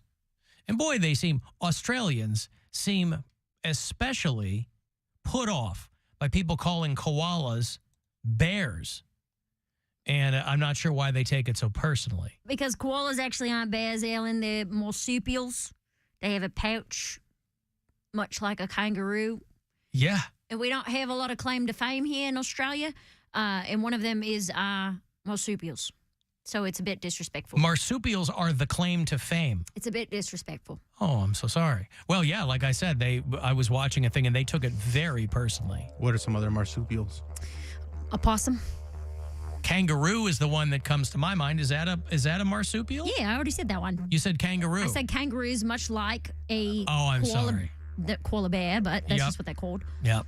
And possums, and there's probably more. Oh, but they're probably all in Australia. A lot of them, yeah. That's why I said it's like our claim to fame. We got Foster's beer, we got Bloomin' Onions, and then we've got marsupials. Now, it was my understanding that the Bloomin' Onions were made up by us. No, incorrect again. See, this is just, if you just go to Australia's Wikipedia page, you can see all the correct information about everything famous to Australia, and that would be Bloomin' Onions, the Outback, and the Sydney Opera House. And marsupials. Oh, okay. Anything with a pouch.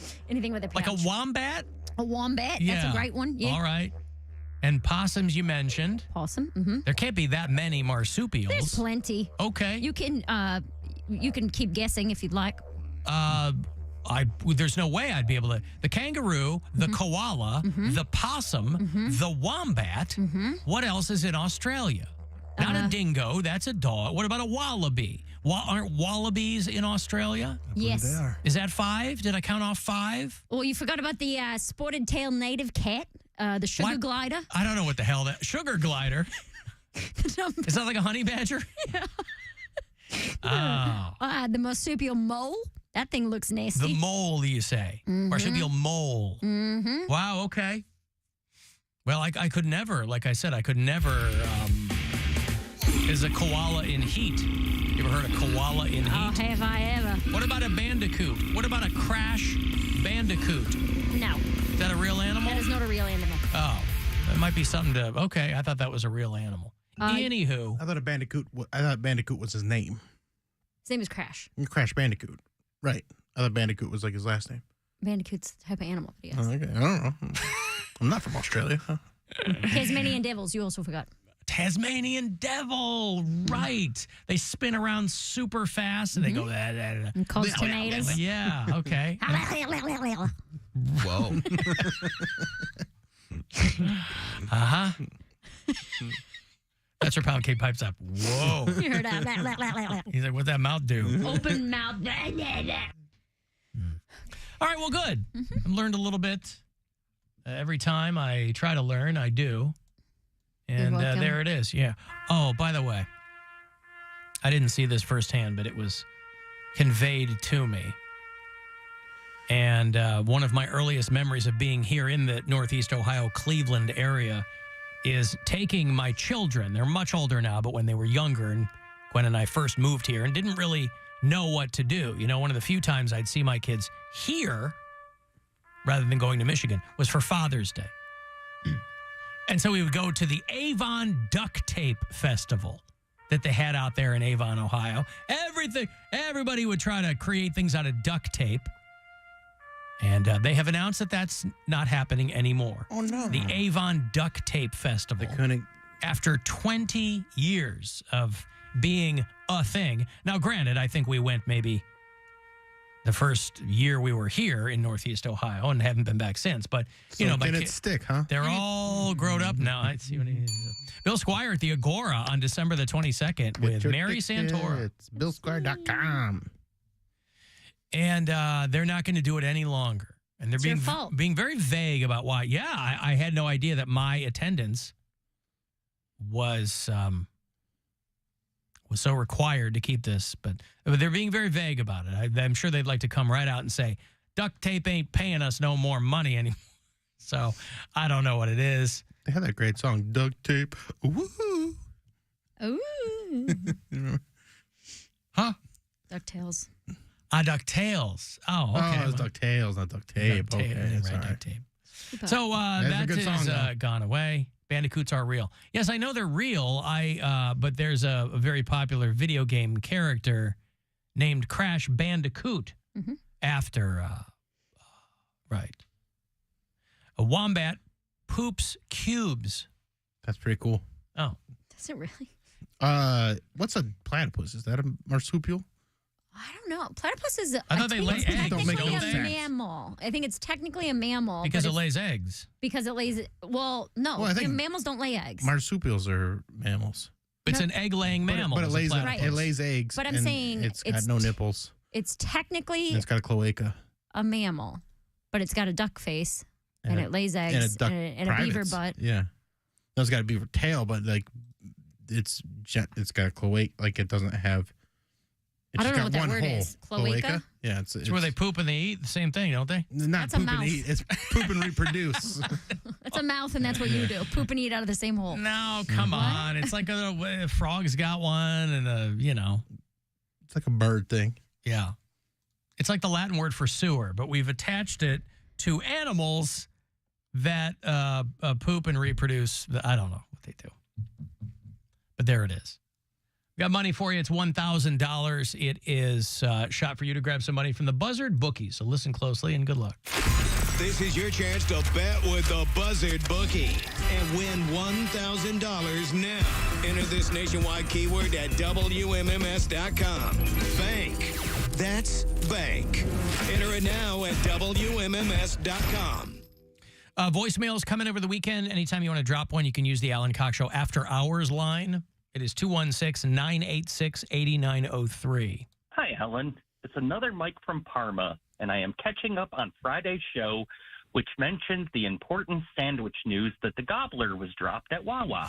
On Thanksgiving, we have implemented the tradition to make Thanksgiving tacos. We host over 50 people and provide taco shells to our guests, who fill them with turkey, stuffing, mashed potatoes, and gravy. If you add green beans, you get a nice crunch from the Thanksgiving taco. It's such a cromulent idea. Love me, love you, hate the show. Bye. I mean, listen, man, you get 50 people. That 50? Mine's like 30. It sounds like that embiggens all of them. Right. I mean, you can put anything inside a taco shell, I guess. That's such a... But Thanksgiving food in the shells, it seems unnecessary at the least. It's very white. It's a very white thing to do. Well, what we do, We are white people. I know, but I It's- just... I don't know that Mike from Parma's white. Yes, he is. We don't do taco shells, but like round 2, so you have your dinner at like 3 or whatever, right? And then around like, what, is that early or No, late? afternoon on Thanksgiving. Is, Yeah. We start eating like appetizers at like 1, and then dinner's at like 3, and then around like 7 or 8, a popular second round in my family is little sandwiches where you'll take the King's Hawaiian roll and you'll put like mashed potatoes, cranberry sauce. Oh, you put it all on a King's Hawaiian roll, and you make a couple little round 2 sandwiches. Like sliders. I just find it so funny. Until I lived with like my gays, the 2 sets of roommates that were both gay couples, I had never had Thanksgiving when the sun was up. Like Thanksgiving dinner was always after sundown, like 6:30. Not a daytime thing? Like 2019 was probably, or 2019, 2020 were like the only years I've had Thanksgiving dinner at like 3 p.m. I was like, this is so weird. Like, it's daylight, and everyone's coming over for dinner. Yeah. I was like, why are you guys? Well, holidays are like daytime food anyway, right? I mean, I know, but like all day, like we used to fast like the night before Thanksgiving because we knew we weren't going to eat till like 8 p.m. the next day, and we wanted to be really, really hungry. Like we have little snacks here and there when we come over there, 3 or 4, but dinner would be like 6:30. You were 7, worried 8. you wouldn't be hungry enough? We just wanted to have a lot of room. Yeah. That's all. Huh. I just. No, we always ate, like when I was growing up, we'd go to my grandmother's for Thanksgiving dinner, and we were eating at like 2 in the afternoon. Mm-hmm. Yeah, we always do like 2 or 3. So that way you could have a bunch of rounds. Yeah, you'd have your rounds at night. Yeah. You're walking around kind of grazing and picking. Yeah. And, Usually what we'll do is like we'll eat around 2, then we'll go for like a walk or like play games and stuff like that, and then maybe take a little couch nap, and then you get up and go for round 2 or 3. Mm-hmm. What about Mammy's Hammy? Have you ever had Mammy's Hammy? No. Remember Oliver Anthony? Remember this guy? The guy that, "Hell man up in Richmond." He had a song called Rich Men North of Richmond. This is a guy that blew up on TikTok. He got like 90 million views He was on YouTube. almost Mary's type. He was a ginger, but he wasn't fat. Fat enough. Okay. And So I guess somebody found an older song of his that he used to perform about, it's called Mammy's Hammy. It's about giving his wife's grandmother an STD. Oh, good. Now Love we're that. talking. Some Wheeler Walker Jr. stuff right there. Exactly. Rodney Carrington, right? The guy hashtags Rodney Carrington. I don't know if the guy's like trying to, I didn't even think that dude was still around, but I thought he died. he may have. Maybe this guy doesn't know. But why didn't he lead with this one? You know, they're like, oh, that rich man and rich, that song's so divisive. So divisive. Why not lead with Mammy's Hammy? Well, he put it out a long time ago. He didn't. He did lead with it. Just didn't hit. Nobody paid attention to it. Right. Won't you get you a load of this? I've got syphilis. Top-notch rhyming there. Chance your grandma's got it too. Won't you get you a load of this? I've got syphilis. You better tell your mammy to wash out her hammy, or your pappy's gonna get it too. Right, you better tell your mammy to wash out her hammy. This is what the guy, why didn't this hit? Joe Rogan didn't find this one. He found the other one? Oh, yeah, that's what blew him up. Oh, pretty really? much. Yeah, Joe Rogan talked about it. I didn't know I that. don't know the exact timeline, but I thought that was why that video blew up so hard. Oh, I see. Was because Joe Rogan mentioned it. Things get found on TikTok all the time and blow up, so I just figured that's what it was, or, you know. One or the other, I don't know. But I know was talked about on Joe Rogan. Lord knows she ain't the one to fight. I guess you see back in 53, dear old Pappy and me, we must have looked a whole lot alike. Well, if I was a stronger man, her loving night to night, but you ain't had a Hummer, so you get a Gummer, and I don't mean a four-wheel drive. All right, good. Well, he doesn't mean I four-wheel like it. drive as that, because the guy's got a good voice. I mean, you can come up with any dumb it's also song. And good you know. lyrics. You think so? Yeah, well, there you go. So I wonder if there's anybody running for national office who'll be walking up on stage to this song.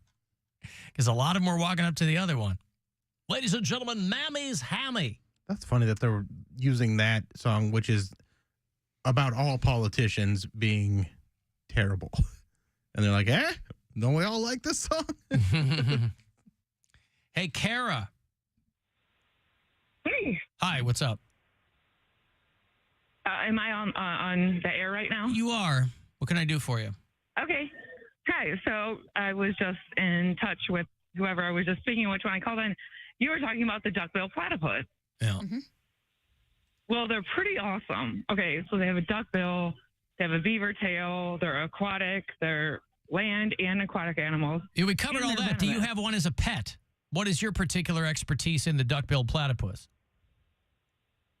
Just because I like science. I mean, you're just a fan? In general, you're a fan?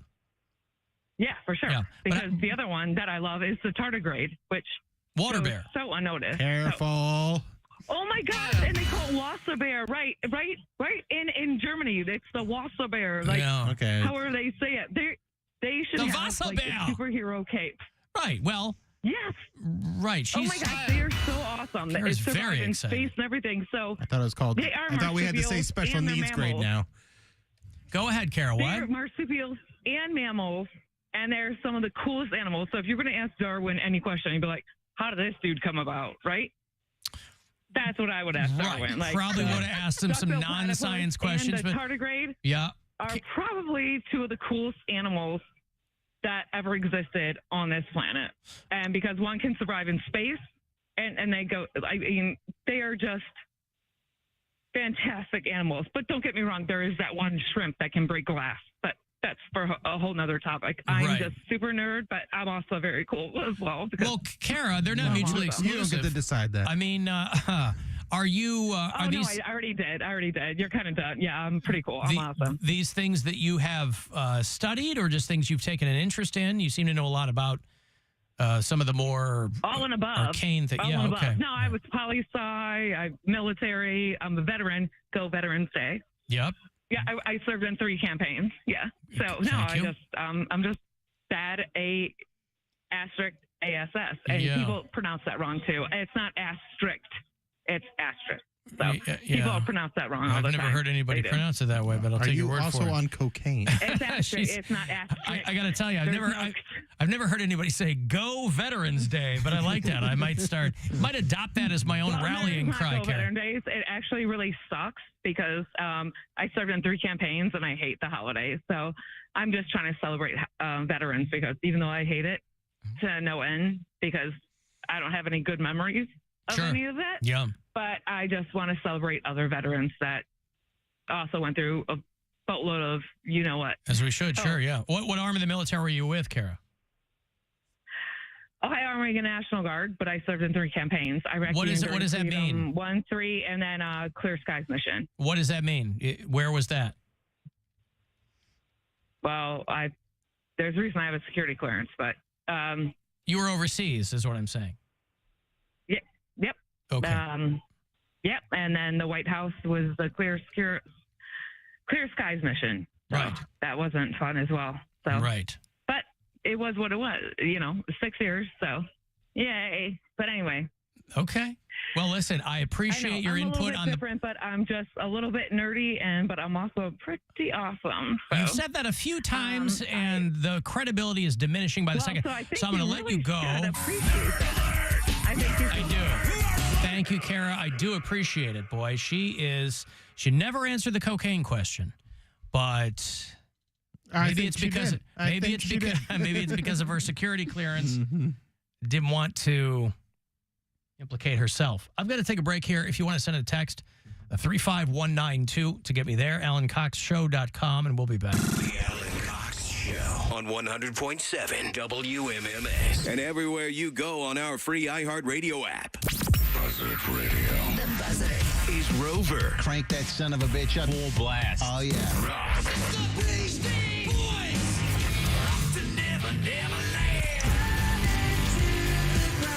And Alan Cox. Seemingly mind-numbingly dull. I'm home of the Cavaliers. This is Cavaliers forward Evan Mobley on 100.7 WMMS.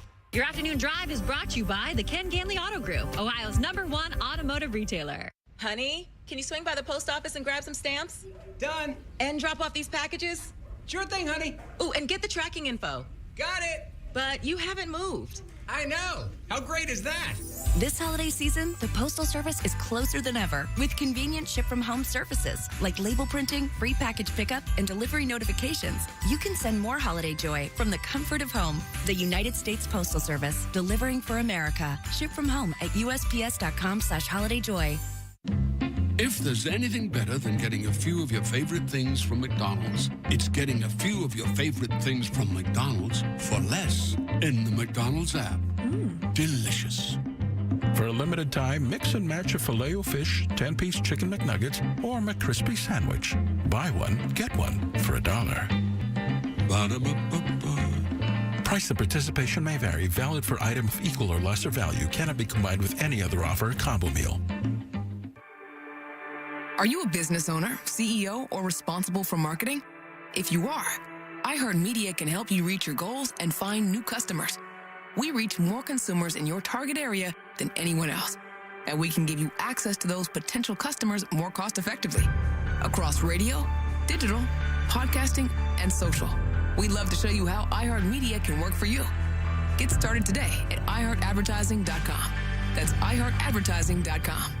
This is Mike D'Amato from Nissan in North Olmsted and I-90 Nissan. On November 11th, we'll commemorate Veterans Day, a day for all of us to take a few moments to truly appreciate the sacrifices of the men and women who serve our country, who put their lives on the line to keep us safe at home and abroad. History decides the worth of wars and battles, but the value of people who fight for what we believe in to be right is absolutely immeasurable. Anyone who has worn the uniform, anyone helping to keep peace around the world and right here at home, anyone fighting the seemingly endless threats that continue to endanger our democracy, anyone who has willingly placed themselves in danger to protect our lives and our way of life, anyone who is a veteran deserves our deepest appreciation and a moment to acknowledge what they've done for us, what they continue to do for us, and for us to say thank you. From everyone at Nissan of North Olmsted and I-90 Nissan to all the veterans, please accept our heartfelt gratitude for your service and your sacrifice. Thank you. At the Home Depot, we have all kinds of trees, but the one thing they have in common is they were all made for joy. Trees that easily click together and light up automatically. Trees that connect to your phone. Or even keep their shape with memory wire.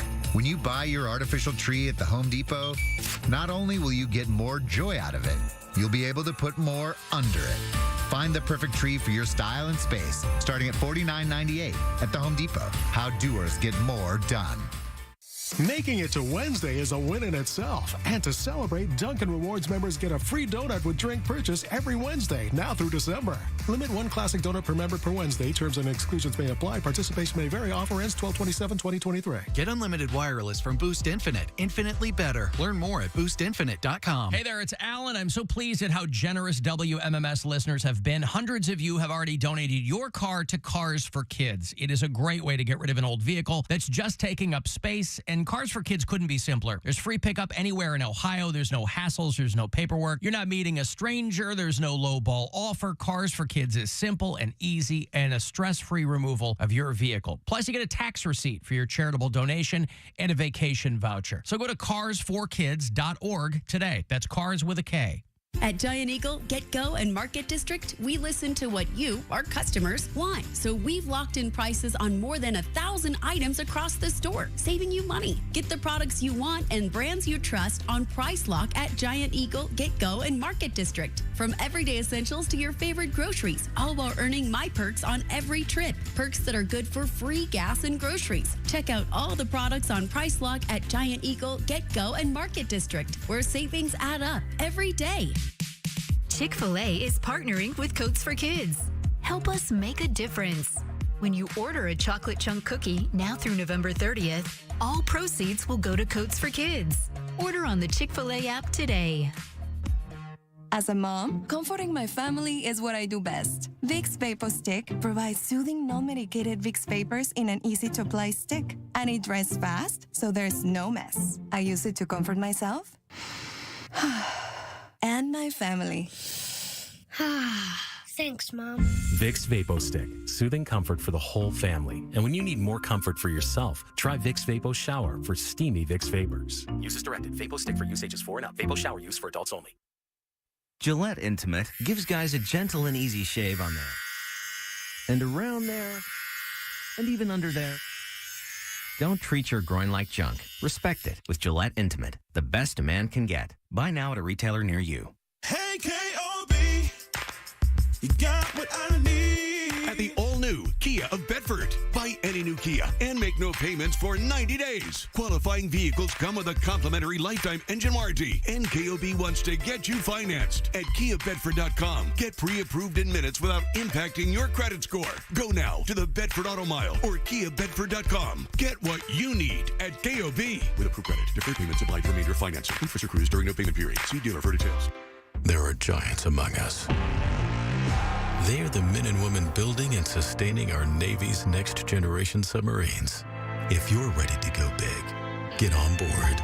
We build giants at buildsubmarines.com. Hi, Gary Sullivan for Ohio 811. Contact Ohio 811 at least 48 hours before you dig, and Ohio 811 will notify utilities who will mark underground lines near your project. It's smart, easy, and the safe thing to do, plus it's the law. Wendy's new breakfast 2 for $3 Biggie Bundles let you create your own delicious combo. Choose from a sausage biscuit, egg and cheese biscuit, small seasoned potatoes, and a medium hot coffee. But it's obvious which combo's the best. Sausage biscuit and small seasoned potatoes. Well, maybe it's the fresh cracked egg and cheese biscuit with a medium hot coffee. Or 2 savory sausage biscuits. Whichever you pick, you can't go wrong. Choose wisely. Choose Wendy's new 2 for $3 Biggie Bundles. Limited time only. U.S. price and participation may vary. Not valid in a combo. Single item at regular price. In this week's Marketers Report, Dana Nussbaum, Executive Vice President, Worldwide Marketing at Warner Brothers Discovery, weighs in on regional audio marketing. Although we're marketing at a very broad scale, it does include specific local markets, and that's the beauty of iHeart's network. As the #1 audio company, iHeartMedia gives marketers access to the audiences, influencers, and data you need to grow. If you're a marketer, go to iHeartResults.com. With Wrangler Riggs Workwear, you'll be ready for any job, any project, anything the day throws at you. Suit up in our industrial work shirts, heavy-duty work pants, and jeans that are made to handle the toughest conditions. Built with triple needle stitching and off-the-shelf comfort, all backed by our limited lifetime warranty. Be ready for anything in gear that works as hard as you do. Wrangler Riggs Workwear. The full terms of the limited lifetime warranty are available at Wrangler.com. This is The Buzzard. From the Barrio Tacos, Tequila, and Whiskey Studios. Voted Best Taco by Cleveland Scene and Cleveland Magazine. 100.7 WMMS, Cleveland. His name is Alan, and he's giving stuff away. All right, I want a couple of tickets to see Champions of Magic. It's January 5th through the 7th at the Mimi, Ohio Theater at Playhouse Square. Oh, Mary would hate this. Liars. Described in the press as the Avengers of Magic, the only team of magicians in the world coming to Cleveland, presenting their original ensemble illusions over the holidays. Okay? PlayhouseSquare.org has got all the details. These tickets for you, Champions of Magic. Good luck. Caller 10 216-578-1007 or 800-348-1007. Now we come to a very important section, one that everyone dreads or is embarrassed by or tries to avoid completely. The Alan Cox Show on 100.7 WMMS.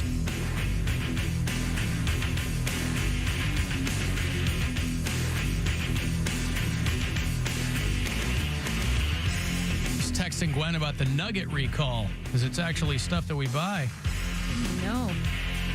Tyson Chicken dropped a chicken nugget recall, like Dino Nuggets or something. They said they got metal in them. So if your kid, or maybe you know, they're adults who eat like children. Poundcake might have a bag of fun nuggets in his fridge. I don't know. They've recalled 30,000 pounds of fun nuggets. Because I'll tell you what, I bet it's not real fun if you get a piece of metal in your mouth. That's probably the least amount of fun you're going to have. Is there a place where people could come for fun metal, Alan? Fun is not an adjective we use on our metal show, Mary. Oh, it's not? 2 hours to midnight. I mean, it's fun for us. That's what I mean. And it's fun for, but you can't attach fun to heavy metal. It's serious business. I don't think, okay. And we are not on this Saturday night. Oh, well. Nevertheless, Cavs game is too late. Blame the Cavs. But we'll be back next Saturday night, the 18th. But 2 hours to midnight is our metal show. For fun. For fun and excitement. It's the fun of new metal. It's the excitement of local metal. Mm-hmm. And it's the thrill of classics. Look at that. But we would never use the word fun. Because it has to be, it's not serious, but it's a lot of black and a lot of, Fun is for sissies? No. Oh. It's just not a word that's usually attached to the heavy metal genre. I think it's... Yeah, they don't usually go, are you guys having fun? Ready for some fun? Who's ready to have some fun? Are we having fun yet at this death metal show? Uh-huh. This one's called Blood Pus.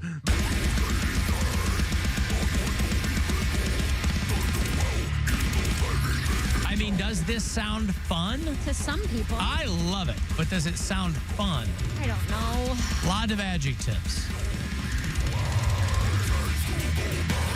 Oh, what a good song. Love that band. Suffocation. No breathing. Don't give up. If I cut my arm. Yeah, whatever it is. Yeah. Not a lyrics guy. Couple of hours west of Vancouver, one of our Canadian bureau chiefs sent me this. There was a massive crash involving a fireworks truck. It's like that scene in The Naked Gun where he goes, okay, hey, nothing to see here. And the fireworks factory is exploding behind him. Happened in real life. Up there east of Vancouver. Kind of in the middle of nowhere, but it would be fun to see a fireworks truck explode. November, you know. You don't have to wait till July again. An explosive crash sparked a dramatic fireworks show that lit up the skies near Hope last night, and the aftermath was caught on camera. CTV's Michelle Bernaro shows us what happened when a trailer loaded with fireworks was hit by a semi. A stunning A semi? A semi. I guess I've never heard. Let me say that, yeah. I guess I've never heard Canadians refer to a semi-truck. I mean, semi, we do use that prefix in... We just say semi. I mean, we say, don't you say semicircle? Yeah. But then you say a semi-truck. Right. You could say semicircle. I'm sure some people do. But, Semi. Wait, where is it? A semi. Yeah, semi. A stunning scene next to Highway 1, but this was unplanned. I was hiding in the car, just holding my phone out of the sunroof because I didn't want to get hit by a stray rocket or anything. But yeah, it was just so loud and so huge. Just as we approached it, boom. I stuck my head out of the sunroof to see the semi explode. All of it started going off again.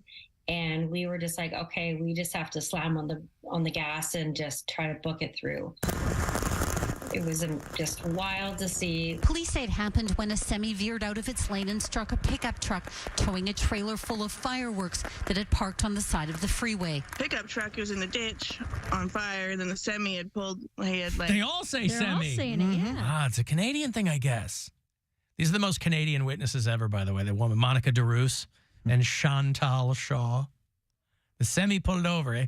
Went off to his right and hit like this big boulder. The occupant of the pickup truck was transported to the Fraser Canyon Hospital with minor injuries. The crash setting off explosions, flames, and forcing first responders to approach the area with caution. It could have been a lot worse, and members had to be really careful when they approached the scene. The fireworks temporarily shut down the eastbound lanes of Highway 1. The whole highway is backed up all the way down. Anyway, what a glorious, glorious time to be alive. To be there to witness a fireworks truck crashing and exploding. That's A semi. what you want. Like you wish for that your That's what whole I'm saying. childhood. Yeah. It was wasted on adults here. Well, kids can't drive. Huh? Kids can't drive. In Canada, they can. Oh, they Driving can? age up there is 7. I didn't know that. Yeah. Not a lot of stuff to hit. So They say, get out there and practice your driving. There's semis on the road. Look out for those semis. Over the semis. You give them a wide berth, eh? Well, thank you, whoever sent me that. But, yeah, no, when you're a kid, you'd be like, oh, it'd be great. But if you saw it, everybody there sounded terrified. And how do you find the people for the news? You know, because the news isn't there until somebody calls them. You offer yourself up. I saw the whole thing. People love that. What's that? Being interviewed for the news. Oh, yeah. Yeah, but it wasn't like they interviewed them on site. They interviewed them like the one lady's in her backyard and the other lady's in her apartment. Well, it's from where they With like a saw Zoom the stuff, background. yeah. Huh? It's from where they could get a hold of them. Yes, so. But wouldn't you talk to people on right there? You go, hey, I'm with CTV News. I don't know how they do it in Canada. They have different laws about how they can do news interviews. Like, you got to do one in the backyard, you got to do one Yeah, in the laws about news interviews. They got all these laws up there. I'd like to tell you, but it's breaking the law. I don't need the Mounties showing up. Dude, I was up in Marquette, Michigan on God. Friday, and they all sound like that. They Yeah. just talk real slow. Yeah. You gotta have a pasty. Oh, pasties, yeah. Yeah, have you heard of these? Oh, cripe, yeah. Oh, my gosh. They're big. They're a delicacy up in the UP. So that's the only place. I've never heard of Escanaba them. is where I had them. But, yeah, I mean, you cross the bridge. There's that big, I almost said Manitowoc. That's not it. Mackinac City Bridge. Mackinac, yeah. And as soon as you get over the border and into the Upper Peninsula, it's everything. And it's spelled like pasties. Yeah. And I was like, is there like full nudity in Canada? Well, the Upper Peninsula? Like, is this just people You walk around topless and put your pasties on, and it's pasties. Pasties are delicious. Which is actually like a Hot Pocket that they fill with mashed potatoes. Yeah. Some kind of meat. Doesn't have to be beef. It can be deer or elk or whatever. And like carrots and stuff. Rutabaga, they put them in the pasties. And then you dip it in gravy. Yeah.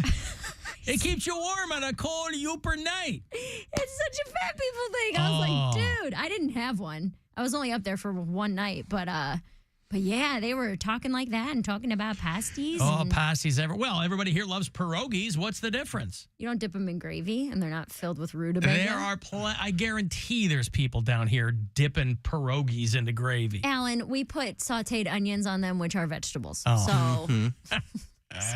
And sour cream. And which sour is, cream. Or applesauce, which is also a fruit. So. Oh, cripe. So pretty healthy. Pretty healthy. Our noodle pockets are filled with different items. So you did have one? I did not because, well, from where I was, it was like a 7.5 hour drive each way. So I didn't really have time to be messing around. I see. Having pasties. Guys, I don't have time for pasties. Sorry. You can get them if you go overseas, too. It's just English food that got brought over here. How'd you like doing? That's why it's so tasteless. Road gigs. I hated it. Road. This is the first time I've driven to 4 different cities in 4 days. 5 if you count coming home. I thought you had been in Marquette before. I had been in Houghton. Oh, Houghton, where like Northern Michigan Technical for a college School is? gig, yeah. I went up there. But this was like old road work that I was doing in like 2017, like road dog 2018. stuff. Yeah, where you're like driving multiple hours each day to check into a crappy hotel. Dude, okay. I got into this Best Western. Where this was in Marquette? No, this one was in Port Huron. And the carpet. Listen, I don't take my shoes off in most hotel rooms that are like under 2 stars or under 3 stars anyway. Not even 4 stars, you can't. It's really gross. They're not replacing the carpet. They were wet. And I asked the lady, I was like, hey, what happened here? Like, did somebody die and you guys bleached it and cleaned it up because it smelled really heavy like cleaning products? And she goes, no, we just had all of our carpets deep cleaned. I'm like, the hell you did? These carpets are brown. Like, there's no way this is the clean version of what this carpet was. And now it's wet. What color was the carpet supposed to be? I don't know, but it was a dingy brown color. And so she's like, all the rooms are going to be like that. I was like, you guys didn't do it by floors so that some of the rooms don't have wet carpet? Like, I'm not arguing with the lady or whatever, but so she said she couldn't switch me rooms because all of the carpets were going to be wet. So I kept my shoes on, and then so what I did is I laid down towels as like those got wet too. Well, I laid them down as like a path, yeah. And then when I went to go check out and I pulled all the towels up, they were brown on the underneath, and I'm like, you did not clean. There's no way that this is the product of cleaning a carpet. Why started it? Why did you put the towels down? So that I could, like, I had to take a shower. Yeah. So I had to have my shoes off. You didn't have flip flops or slides. No, or I didn't bring. I didn't bring any. Slides of that. are very important for. Well, most of the hotels I've been staying in lately have not been bad hotels. Right. But these are like really small town gigs where they don't have a big budget, you know. So they're putting me up in these, you know. And they don't even. These are usually the nicest hotels they have in town. Yeah. So it was either this or like a motel on the side of the road. Or like the booker's like, we got an extra room if you want to stay with us. I'm like, I do not want to go in your hot tub. Huron. It was XL Inn or whatever. Not a happy weekend. Yeah. It was just, I mean, the gigs were great. The crowds were so fun. Those small town gigs are so much fun because there's nothing else to do. Yeah, they're just looking for. But it was all drive-in and terrible accommodations. Oh, crap. Question. Yeah. So for this, I was just looking at the the Mackinac, whatever. Mackinac Bridge. Mackinac. Return of the Mackinac. What happens if your car breaks down on that bridge? They throw you off. Yeah.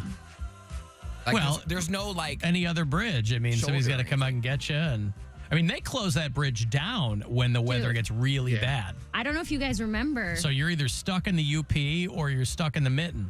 2019, I was brand new on the show. And I had a run up through Michigan and was supposed to go into the UP in February. Yeah. Do you guys remember this nightmare gig? I called in because it was a horrible snowstorm. I was sliding all over the place. My feature act crashed his car and had to go home. And then I got to the bridge and it was closed. Yeah. Like the guy who booked the gig didn't tell me, hey, by the way, you can't even get up here The only other way is to go back down and then up through Wisconsin.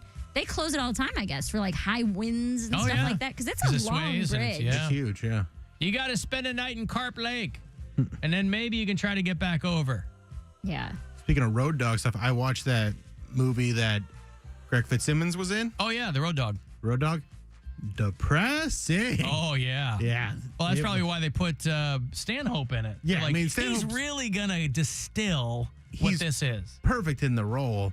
But yeah, that was, I mean, there's a few laughs in it, but they're not really going for laughs. It is a depressing film. And it makes me happy to not be in that situation. Yeah. Opposite ends of the spectrum, we watched something on Hulu that just dropped called Quiz Lady with Aquafina. It's funny, man. It's like an economical hour 40. It's goofy. Is it funny, It's silly. or is it like when you said that Office Race was funny? I and liked Office Race. It was not funny. I liked Office Race. I thought it was funny. Was so bad. They're like old 80s, like goofy comedies, I think. I thought Quiz Lady was funny. Gwen liked it. I don't know. Did Gwen like Office Race? She didn't watch it. I did. All right. I trust Gwen's taste more than yours. Well, that's fair. I mean, you know. If Gwen liked it, then I'll give it a shot. But She liked Quiz Lady a lot. Quiz Lady, I'll give a shot. But yeah, Office Race was real bad. I thought it was funny. It's not. It is. It's funny. It's so bad. Office Race is funny. This All right, audience watch needs Office Race. anyone who has Hulu, watch Office Race. It's on Comedy Central, or I don't know if it's on Paramount or what it is. You'll have to watch it. It's like one of those ones where I explained to you last week where it's on Hulu Live. Yeah. But it's on the on-demand version of it. Right. You know what? See, here's a review that agrees with me. Extraordinarily lame, with director putting in next to no effort when it comes to creation and execution of humor in the film. I thought it was funny. We were watching something yesterday, and Blake wanted to watch Home Alone. And I have pretty much every streaming service. And then it seems like it's becoming more and more impossible to find things to watch.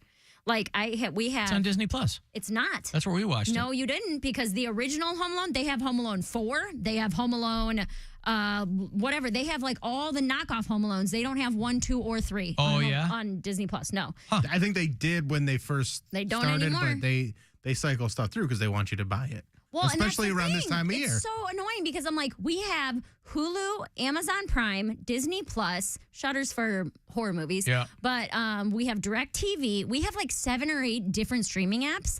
And then this one's like, oh, if you want to watch it, you have to download Philo or Tubi or Home this. Alone on Disney Plus. Dude, I'm telling you, yesterday I pulled up Disney Plus to watch Home Alone, and it told me it wasn't available on that app. Huh. That's right there. All of them. Even the bad ones. They had all the ones after Macaulay Culkin was in it. They didn't have 1, 2, or 3. They had. Maybe they just added it today. Wouldn't that be annoying? Back Home Alone. Yeah, it is getting crazy with the streamers, and they just keep. I guess they figure that they've got people where they want them, because every other week you're getting an email saying, hey, we're raising the subscription. And it's not like you're getting it. They're actually taking things off. Yeah. You're not getting a ton of new stuff, but they figure everybody's so beholden now, or people like to be able to watch whatever they want, whenever they want, but it is pretty ridiculous. It's annoying. Yeah. You know what I did? I went back through my DVD collection, and I was like, well, we're going to use the DVD player for the first time. And for like, what is the point of having all these stupid, I don't know. Yeah. Well, it's good to just have hard annoying. copies. But it's also stupid. Like, why are we paying for all this? Alan, that carpet that Mary's talking about was definitely a flood. Toilet poop water. No, it wasn't like that. It didn't because smell. you were, but you also weren't on the ground floor, were No, you? I was on the second floor. Right. There was only 3. Yeah. But I mean, it's not like they flooded to the 3rd floor. No, but also as soon as I pulled up, I was like, this is not going to be good. Like, you can tell from the how the exterior of a building is kept, where you're like, oh, yeah, I'm not going to do this. Yeah. I came home yesterday and I made myself real scrambled eggs. What do you mean? I had been eating continental breakfast for 4 days. Yeah. So it's like they use that like powdered egg. Do you know what I'm talking about? Where it's like the texture is just, it's not the same. Okay. It's I don't know that I've had powdered egg. Well, if you've ever had I get a continental breakfast, that's what it is. It's always that? Always. They're not using real eggs? No. Ever? Not at ones that, no, not at, unless you're staying at like a nicer hotel where they're actually cooking the food. But Well, this that's what I'm stuff- saying. That's where, yeah. No, this stuff's all coming out of like microwaves. I'm not staying at the where'd you say? Best Western. I ain't staying at the Best Western. Yeah, but When I make my reservation, I go, you guys use eggs? They go, of course. I go, real okay. eggs. Yeah. Oh, God. So I made scrambled eggs yesterday and I'm eating them. And Brian's like, why are you so happy about this? I'm like, dude, I've been eating dry, but somehow still too wet powdered eggs for 4 These are days. somehow too wet and too dry at the same time. Yes. The outside of them's wet from the condensation of the container that they're in, but they have like a dry texture to them. Right. Maybe Mary has Disney minus. I might, honestly. Yeah, I checked my Disney Plus too, and it's on there. It's on there. Wasn't on there yesterday. Somebody else texted me. They looked last night. No Home Alone 1 or 2. See? Can you imagine if it just If it went on literally today? came up today. Just coincidentally in time for Christmas. Let me break here. I'll have Hassan Minaj tickets for you. He's coming to do Playhouse Square if you're a fan of his. The Off With His Head tour is what he's calling it. So I'll have a couple of tickets for you there. If you want to text 35192, another keyword coming at 4:30. It's your next chance to grab $1,000 from the Buzzard Bookie. The Alan Cox Show. Everywhere on our free iHeartRadio app. Or whatever smart device you have. Just tell it to play the Alan Cox Show on iHeartRadio. From the Mr. Hero I crave the hero. Weather Center. WMMS weather. A mix of clouds and sunshine early for your Monday, turning windy with scattered rain showers, highs in the 60s. A chance of showers tonight with overnight lows in the 50s. For your Tuesday, mostly cloudy, highs in the upper 50s. This report is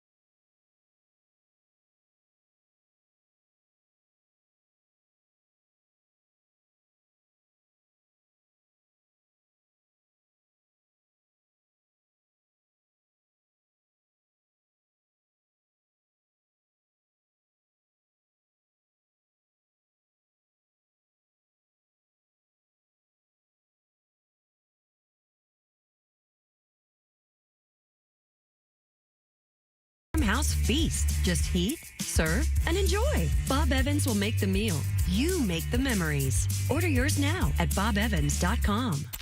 Why is iHeartRadio the #1 streaming radio app?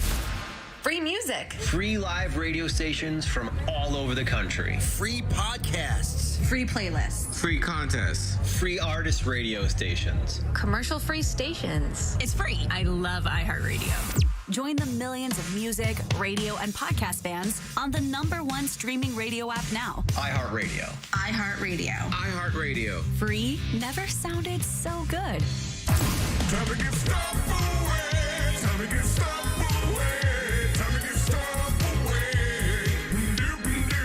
All right, comedian Hassan Minhaj is coming to do the Off With His Head tour. It brings him to Cleveland in a few weeks. Saturday, December the 2nd at the State Theater at Playhouse Square. Go to playhousesquare.org for the details. If you're a fan, he's coming to perform for you. 2 for Hassan Minhaj right now. Caller 10. Good luck. 216-578-1007 or 800-348-1007. Brain dead entertainment throughout history. The Cup and Ball, the Yo-Yo, Pong, the Alan Cox Show. On 100.7 WMMS.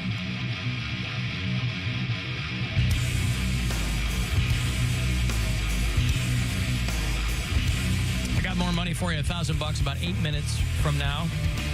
Buzzard bookie. Still a couple of weeks left on that, so every time you hear one of these keywords, try to get that money. And good luck with that. Your Cavaliers are off tonight, but coming off a win, 115-104 was the final against the Warriors last night here at home. So that's a good win for them. And they'll take tonight off. They'll take tomorrow night off. And they will be back on Wednesday.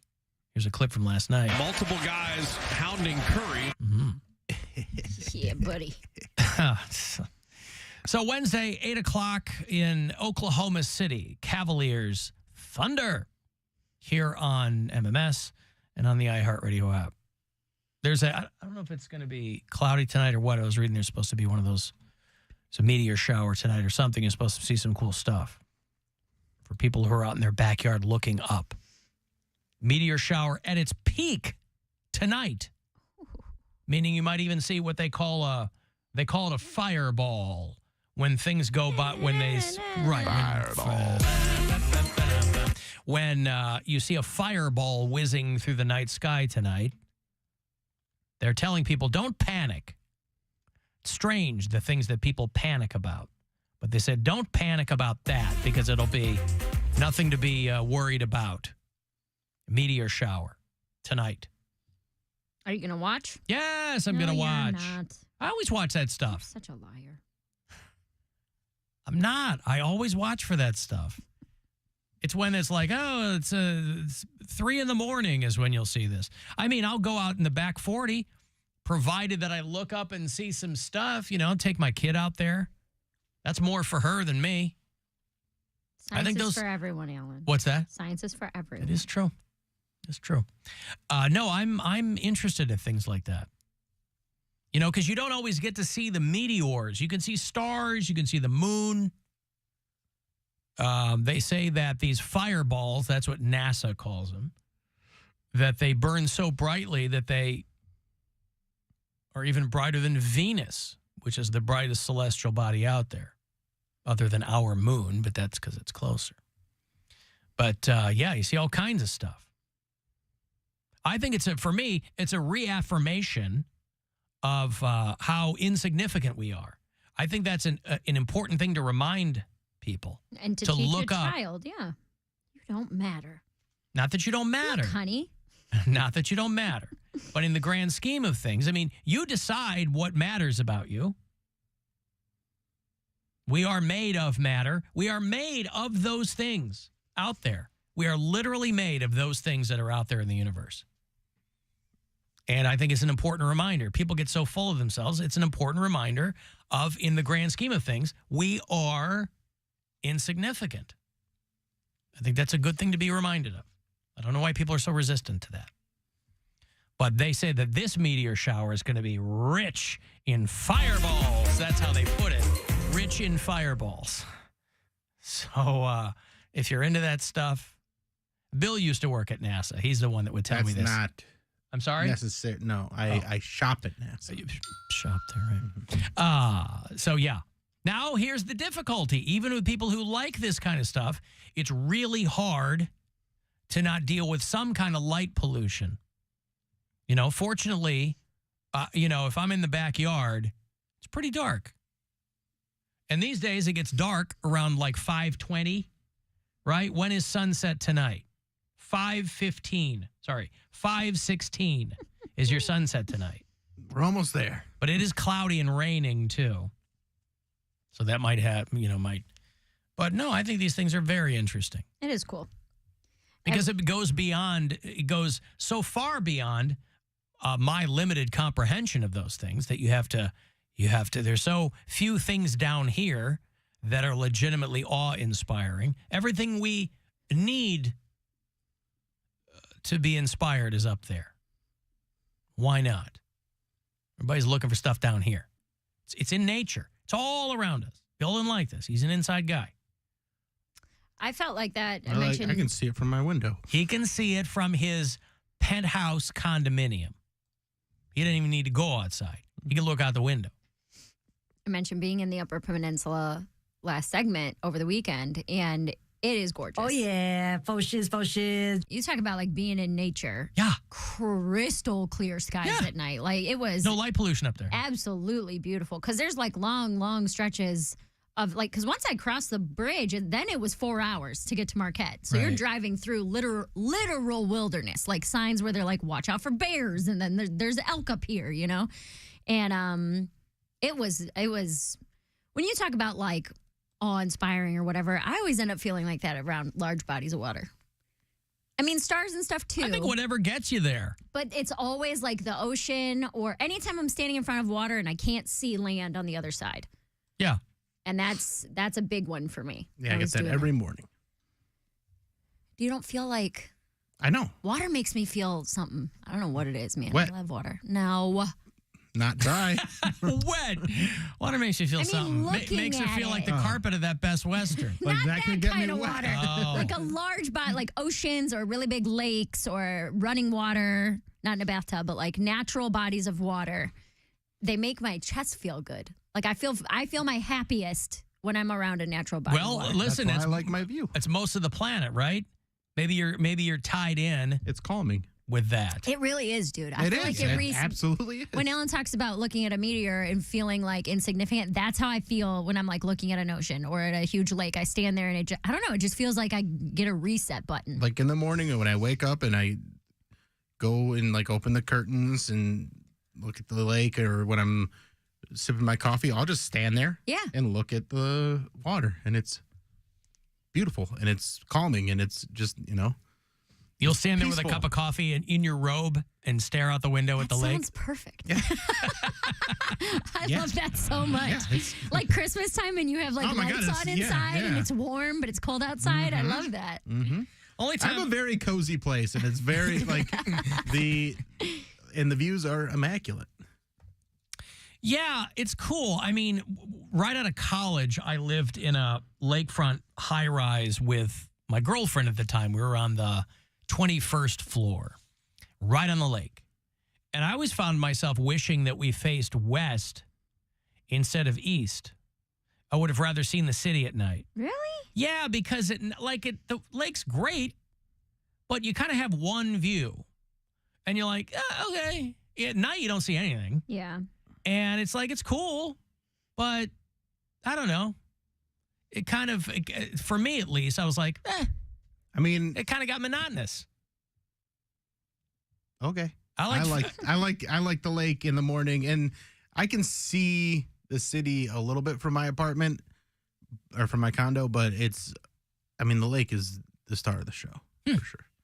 I was driving in today, and like there's some days where Lake Erie just looks green and gross, and it doesn't look like anything special. Algae blooms, homie. But there are some days. I like it when it in all its different forms. But there's some days like when the light, I do. The light hits it. It's a nice day out. It's not frozen. It's like perfect blue, and the grass is green. I'm like, wow.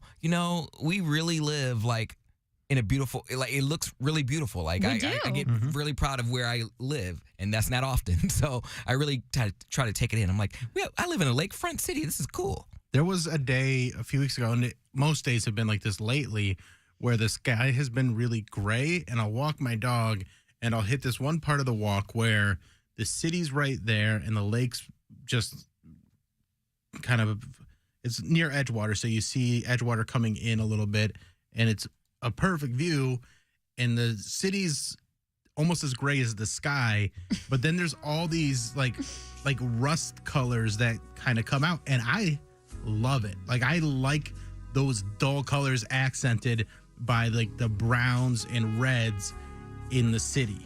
I don't. And it's Poundcake doesn't fantastic. like any. Yeah, he doesn't want to be an accented brown. Because it's not even like gray as much as it is blue. It's like the city almost looks like it's blue and brown, and I don't know. I love it. I love the way it looks. I have never, because we were in Sedona, that is, I guess, designated as a dark sky city or something. It was unbelievable the stuff you saw everything. Sedona was wild. We were there at the same time. Yeah. And Brian, I'm not exaggerating, when it was time, because Brian's parents have a place in Goodyear, right? So we were gone for a week. So we did like 2 days in Goodyear, 3 days in Sedona, 2 days in Goodyear. And when it was time to go back from Sedona to Goodyear, I genuinely thought Brian might cry. Like he was enamored with Sedona. He's like, I love it here. This is the most beautiful place I've ever seen, both during the day and at night. Like it was genuinely upset when we had to leave Sedona. He was like, man, if I could ever afford a house in another place, he would want to move to Sedona. I just sent you that picture I was talking about to the group chat. Oh yeah, where it's kind of gray and brown and with a little bit of, I don't know. I just like that. It's funny to me because if you hear if anyone from like California or Florida heard you talking about it, like idolizing these gray. Well, but you also make the best of what's around. No, I know. Yeah, but it looks like a storm. It does, but that's kind of cool too. No, it's not. It's ugly. Cody, what? He's less enamored. Well, he doesn't. Than some other people. Poundcake doesn't have the capacity to see past anything. The rubble? Yeah. Well, you just don't. Rubble. You just see. 2 seconds ago, you were saying what a great, how cool it is that you were living on a particular day. I said when. What when day? Wednesday in August. Yeah. Well, it's considered fall now, so I'm like, I was driving in today. I drove in the other day. The water was blue. The grass was green. It wasn't very cloudy. It didn't look like a gloomy day. It was a gorgeous day to be out, and the water was cooperating. It looked picturesque. So it was cooperating. It was. It's the uncooperative water that I dislike so much. Well, when it won't do what I want it to do. The day that it snowed. Why won't it just comply? The day that it snowed, it was like, it wasn't frozen. It just was real dark. It didn't really look cute. Yeah. Wasn't cute lake. Well, let me give you this money here. It's $1,000 courtesy of the Buzzard Bookie. Listen closely. Good luck. This is your chance to bet with the Buzzard Bookie and win $1,000 now. Enter this nationwide keyword at WMMS.com. Money, that's money. Enter it now at WMMS.com. I'm putting this picture on my story on Instagram if anybody wants to see it, and they can say whether it's looks good or a Poundcake is right, and it's ugly. Hey, Sean. Hello, Alan. What's up? You were talking about stargazing, and you live in Bay Village, so you have a lot of ambient light there. I mean, all I'm saying is my backyard's pretty dark. Yeah, but you know what I'm saying? You get all the light from Cleveland that covers a lot of that. Like a Walmart will destroy any real stargazing. So anyway, I live in Wayne County, and we still have ambient light, but we can see everything pretty good at night when it's clear. I'd like to invite all of you. I'm not a member anymore, but go to the Wilderness Center in Wilmot, Ohio. Your daughter Nora would love it. Every first Friday of the month is public stargazing. It's all free. They have a big telescope. How can a they charge for multi-million-dollar telescope. stargazing? No, he's saying Nothing. to It's like free to use the the public. telescope and stuff. Oh, to It's use free. that's what I mean. How They would have it not be free? They have a multi-million-dollar telescope. I see what and you then, mean, yeah. And what they'll do is they'll do a planetarium kind of thing and tell you what's in the sky that night. And That's then you cool. out in the parking lot, and I'm not kidding you, there might be 20 guys out there with tens, if not hundreds of $1,000s worth of telescope stuff. Yeah. And you just walk up and look on a TV screen, and they've got like, I went one night, and he goes, "You want to see a nebula?" I'm like, "Yeah, sure, I want to see a nebula, man." And he had it. It was like, you know. That's what they had So the first night we got to Sedona. There was a big, huge line of people like in the parking lot across the street, and it was a dude with a telescope, and people are lining up, climbing this ladder to look through this dude's telescope. It's unbelievable. Yeah, this isn't like it's called the Wilderness Center. You can look it up. They own thousands of acres and you can walk trails, and they have a lot of cool stuff. But they have I'm serious, a multi-million-dollar telescope down there that can see a lot of stuff. So, and it's all Well, it's free on the certainly first- better for a first Friday of the month. Okay. Thank you, Sean. Thank you, pal. Thank you. Have a good day. Al. You too. It better be. So Brian's from the east side. East side? Like East 9th? Yeah, like East 9th. No, like Chesterland, like a real east side. Out there, And he always talks about a telescope over there that's in a designated dark area. That it's supposedly one of the darker I don't know. I don't remember if he said in the country or in the state or something like that. But it's like it's out there, and they have that telescope. And when you go out on clear nights, you can see like everything. It's like man, I wish I could remember what it was. But we tried to go a couple times this summer, and it was like always overcast or this or that on the nights that we wanted to go. I mean, there's one out in Stark County, too. There's like one of those designated dark sky parks or something. Yeah, it's something like that. Geauga County. Oh, no. Come on. The thing to Google is not east side of Cleveland dark area. No, don't do that. No. I was gonna ask, are you sure it's not the people who grew up with talking about the residents there? Because there are a lot of very upsetting questions on Quora. Yeah, no, don't do that. Reddit. Stay off Reddit. Ohio worst no-go hood zones. Yeah. Maps of the gangs of Cleveland. Hood zones.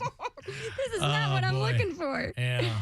Oh, my God. You're going to have to get a bit more specific. Dark areas. I meant in nature. Bit more surgical in your query. That's very You can funny. be careful with the word queer.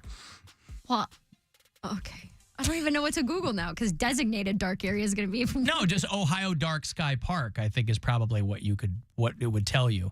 Observatory Park in Geauga County. Montville. Montville. Yeah, this is it. Okay. That's the one that he's always wanted to go to. Because there are only 10. There's like 40 in the whole country, but only 10 east of the Mississippi. Yeah. Yeah, that it's like it's real rare to have one so close to us. Stone Lick State Park. There you go. Hell yeah. It's run by a guy named Stone, Poundcake. I love it. Yeah. It's time for Sweet Nothings with Jenna from Poland. Kim Kardashian is exhausting. This has been Sweet Nothings with Jenna from Poland. All right. Well, I like when she dips in mid-show with a little nugget, little chestnut, as it were. Kim Kardashian is exhausting. She's so hot. I wish she had given us a little bit more information there. She's just in and out. She likes to keep it mysterious. She really does. I just don't know who's going Kim Kardashian is exhausting. What, Poundcake? I just don't know who's going to marry her again, because I imagine she'll get She don't married. need a man. But she will marry get her again. Who, Jenna? Well, she's been married 3 times. So she's learned her and lesson. She got 4 kids. She's learned her lesson. Like, you're not going to compete with Kanye West. That dude's life is going to be a living hell. Who's trying to compete? I don't know. I feel like you have to. You can compete in the mental health capacity. She's got money. She doesn't need that. I know. She needs a guy who got his head on straight. But again, she doesn't need a man. She's going to want a man. You don't look like that just to be hot. She told you this? Mm-hmm. Yes. Well, then we don't know, do we? She didn't tell you that. I said she told me. Please. How do you know? Stop it. You don't know who I know. I know you don't know her because you'd never shut up about it if you did. You don't know that. Could you hear him? I was talking to my girlfriend, Kim. You guys know Kim Kardashian. Yeah, Like Kim. every time he told a story. And it's exhausting. But I call her Kimmy. See, that's how you know he doesn't know her. She hates that. A real fan would know that. I'm not a Real fan. friend. I'm a friend, and I don't care what she likes. No, I'm a friend. I don't care what she likes. I'm her friend. I don't care what she likes. that tracks. Yeah, that's when Poundcake's your friend. I don't care what you I like. have friends that call me nicknames that I don't like, but they're my friends. Why would they do that? So why don't you don't care what she likes, but you care about the opinion of the Parking garage attendants. And why would your friends call you a nickname you didn't like? Because my friend, it's only one. He's called me it since I was in college. And what's the nickname? Put it out there. It's Chodes. Diffuse it of its power. What? He calls me Chodes. Why? Because you like guys with chodes? No, just because it's Cody, and then it was Chody, and then he just calls me Chodes.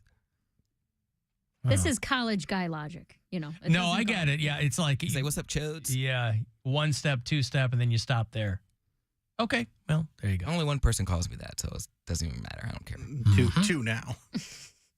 I got a break here. You want to send a text 35192 to get me there. You can watch at alancoxshow.com. It's the Alan Cox Show on 100.7 WMMS. And everywhere you go on our free iHeartRadio app. Rover's Morning Glory. An emailer is accusing Snitzer of being bisexual because of his soft voice, but you deny that, Snitz? I think everybody's got some sort of tendency. Do you really? Well, no, I mean, I'm sure everybody's curious. So what's Dieter on the bisexual scale? Well, he's the least probably in the show, but, you know. Or is he the most? But hiding it. Yeah. You guys wish, both you guys. Bring it up all the time. Man, that's your fantasy. Rover's Morning Glory. Weekdays on 100.7 WMMS and 24/7 on our free iHeartRadio app. Check out the all-new Mazda of Kent, MazdaKent.com. Hey there, it's Alan. You know, if you have a car that you're not using, it's just taking up space, especially if you're still paying insurance on it. The question is, why do that at all? Get rid of it. Donate it to Cars for Kids. I'm not going to sing you the jingle. You've heard it. But Cars for Kids is the most convenient way to get rid of an old car. They're reliable. They're fast. You don't even need to be there when they pick up your car. It's super easy. An unused vehicle is a perfect donation to Cars for Kids. Towing is free. You'll get a tax receipt and a hotel voucher. Just go to carsforkids.org to donate. That's cars with a K. Hey, K.O.B., you got what I need. Easy credit, easy drive. Where Cleveland goes to buy. OKOB, Kia at Bedford.com. Honey, can you swing by the post office and grab some stamps? Done. And drop off these packages? Sure thing, honey. Ooh, and get the tracking info. Got it. But you haven't moved. I know. How great is that? This holiday season, the Postal Service is closer than ever with convenient ship-from-home services like label printing, free package pickup, and delivery notifications. You can send more holiday joy from the comfort of home. The United States Postal Service, delivering for America. Ship from home at USPS.com/holidayjoy. Do you hear that? That's the sound of holiday joy at the Home Depot, where you can find everything you need to get ready for the holiday season, like all new festive outdoor decor. Spread more joy this season with holiday decor that is uniquely you, like our new 3.5-foot Santa and Elf inflatable, each just $19.98. Available in store and online. Get holiday ready right now at the Home Depot. How doers get more done. The leaves are changing. Thanksgiving is just around the corner. And you know what that means? It's time to start making your list and checking it twice. Pro tip, if you're planning to propose this holiday season, it's time to design the perfect ring now. Every Diamonds Direct engagement ring is handcrafted to perfection, which takes time. So don't wait. Start designing your dream ring today. Our experts will make you feel at ease as they educate and guide you to create that one-of-a-kind ring you're envisioning. Our industry-leading warranties will give you total confidence. And as always, our nationwide price guarantee will ensure you get the very best value. Plus, Diamonds Direct has a gift even Santa can't beat. Buy any natural diamond at Diamonds Direct and get a 14-karat gold solitaire setting free. Beat the rush, shop in November, and make this holiday season one to remember. Diamonds Direct, near Beechwood Mall at the corner of Richmond and Cedar Road. Proud to call the 216 home. Diamonds Direct, your love, our passion. In celebration of Conrad's 38th store opening in Canton, get up to $325 back when you buy a set of 4 eligible Goodyear tires when using your Conrad's Goodyear credit card. Blue Falls and Conrad's, keeping your car clean and safe on the road. The Cleveland Browns bring talent and drive to the field, while Ken Ganley delivers great value on over 600 Kias. We're making deals on every new Kia in stock, including Seltos, K5, Sportage, Sorrento, Forte, Soul, and the 3-row Telluride. Take your choice. New 2023 Kia Forte, LXS, Soul LX, or Seltos LX. $159 lease per month. $159 lease per month. These 36-month leases have just $34.95 due at signing, 10K miles per year, with no security deposit required. So, if you want a winning deal, you've got to get to Ken Ganley Kia, an official partner of the Cleveland Browns, in Medina, Mentor, Alliance, and Boardman. Or visit us online at kenganleykia.com. Tell them McKinsey sent you, because I want to see you in a Ken Ganley Kia. All offers plus tax, tag, title, and doc fee on approved credit through KMF. Expires 11/15/23. There are giants among us. They are the men and women building and sustaining our Navy's next generation submarines. If you're ready to go big, get on board. We build giants at buildsubmarines.com. With Wrangler Riggs Workwear, you'll be ready for any job, any project, anything the day throws at you. Suit up in our industrial work shirts, heavy-duty work pants, and jeans that are made to handle the toughest conditions. Built with triple needle stitching and off-the-shelf comfort, all backed by our limited lifetime warranty. Be ready for anything in gear that works as hard as you do. Wrangler Riggs Workwear. The full terms of the limited lifetime warranty are available at Wrangler.com. At Giant Eagle, Get Go, and Market District, we listen to what you, our customers, want. So we've locked in prices on more than 1,000 items across the store, saving you money. Get the products you want and brands you trust on Price Lock at Giant Eagle, Get Go, and Market District. From everyday essentials to your favorite groceries, all while earning My Perks on every trip. Perks that are good for free gas and groceries. Check out all the products on Price Lock at Giant Eagle, Get Go, and Market District, where savings add up every day. Dell's Black Friday event is their biggest sale of the year. Shop limited time deals on laptops like the stylish, innovative XPS 13, engineered to do it all on the Intel Evo platform. Plus, save big on ultra-sharp monitors and top brand accessories. It's the perfect time to upgrade any home, business, or gaming setup powered by Intel Core processors. Shop now at Dell.com/deals to take advantage of huge savings and free shipping. Again, that's Dell.com/deals.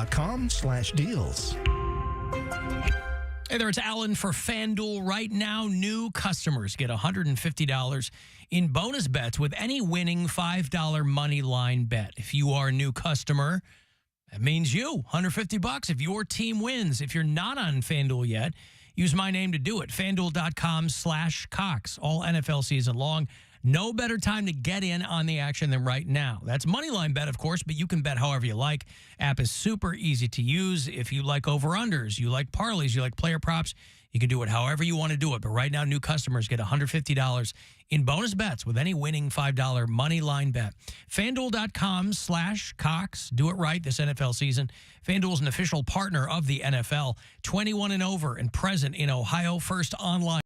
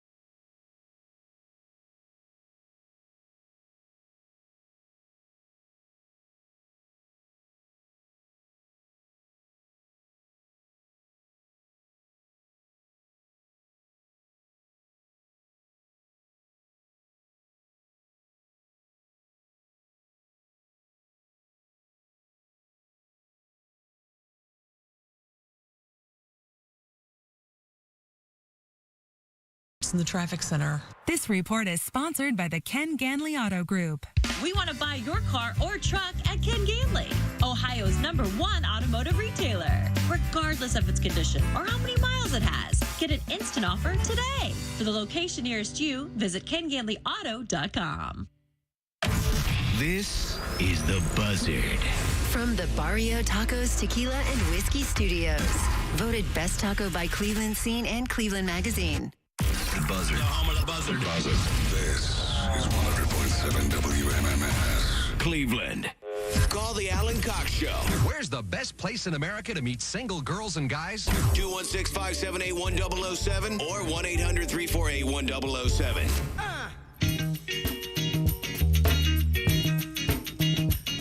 Hot pants. Hey, hot pants. Smoking. Hot pants. Smoking that hot pants. That's where it's at. That's where it's at. Take your fine stuff on. It looks much better time. My feet keep going. Girl, you're blowing my mind. Thinking of losing that funky feeling, don't I was reading that the biggest fall trend is hot pants. Hot pants are back for the fall. Boy, I couldn't be more excited about this. Because you go, there's a sacrifice to be made there. You've got to sacrifice function for fashion, especially in a place like Ohio, right? But if you're somebody who likes to stay on top of trends, fashion or otherwise, you should invest in a pair of hot pants. Let me see some of these. Because this fall, they're back. You know, all these things are cyclical. And some of us just kind of bide our time until hot pants come back around again. And they have. For Why do fall they call them hot 20 pants? They're just shorts. Because they make you look hot. No, these people are hot. Well, there's going to be plenty of people who aren't hot wearing hot pants. Right. But every little bit helps. And the hot pants aren't going to make them look hot. Every little bit helps. Like, put me in hot pants, I'm not going to look hot. You don't know that.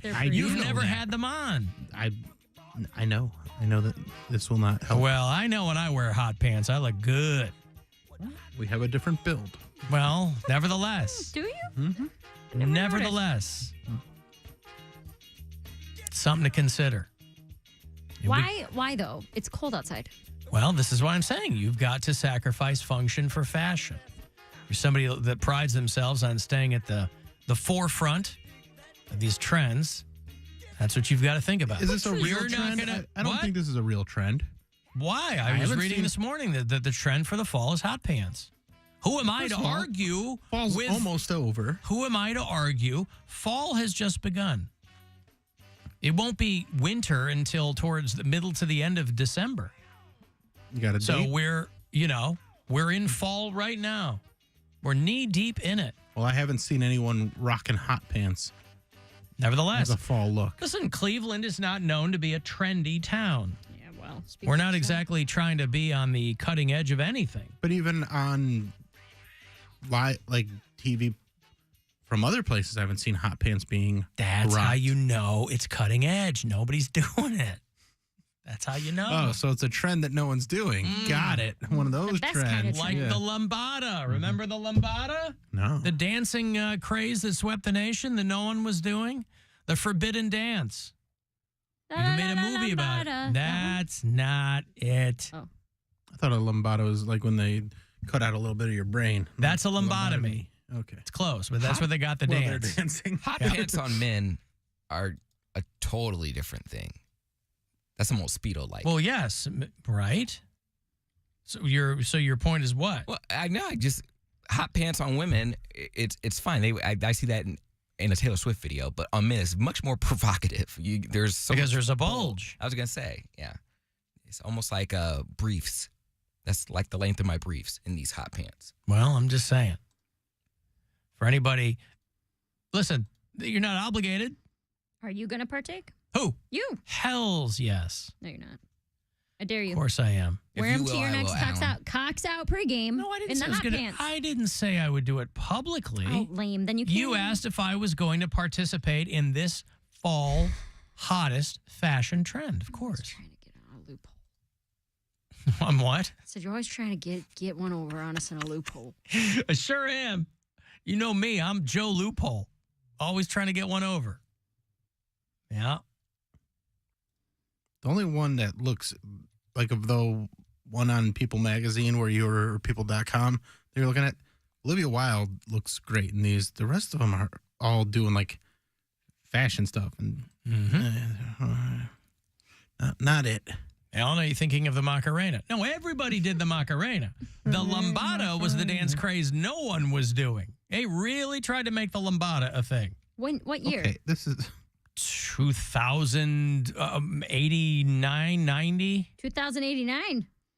89, 90. It was like a Brazilian dance that came over here, popped up in like Miami for a hot minute, but they were trying to blow it up like it was this big dance craze. They made a movie called The Lambada. Nobody was doing it. You had to put your leg in between the other person's legs, some nonsense. There was like, because, you know, Macarena blew up because of the song, right? Mm-hmm. Well, there was a song called Lambada. And it, I mean, obviously this is way before social media, probably a much bigger deal now, but nobody was paying attention to that. Then when the movie came out, and it's kind of power suggestion. People go, whoa, well, this must be a big deal. No, not a big deal. You never met a person who was doing the Lambada. It's this hot pants thing, the Lambada, is a lot like they're putting edibles in Halloween candy, where they're like, it happened once, and they're like, could this be happening in your neighborhood? It could be. But it's... You don't think I personally checked my daughter's candy to see if there were razor blades or pins in it? I put each piece in my mouth to make sure. Mushed it up? Yes, with my teeth and tongue. No, I just ate it. Just to make see, that's where you lost us. We know you didn't. Well, it's too sweet. All in the name of safety. Oh, this Reese's cup is too thick. Well, if you know anything about me, I don't have an aversion to something being sweet, but I don't like my candy thick. You don't like your candy thick.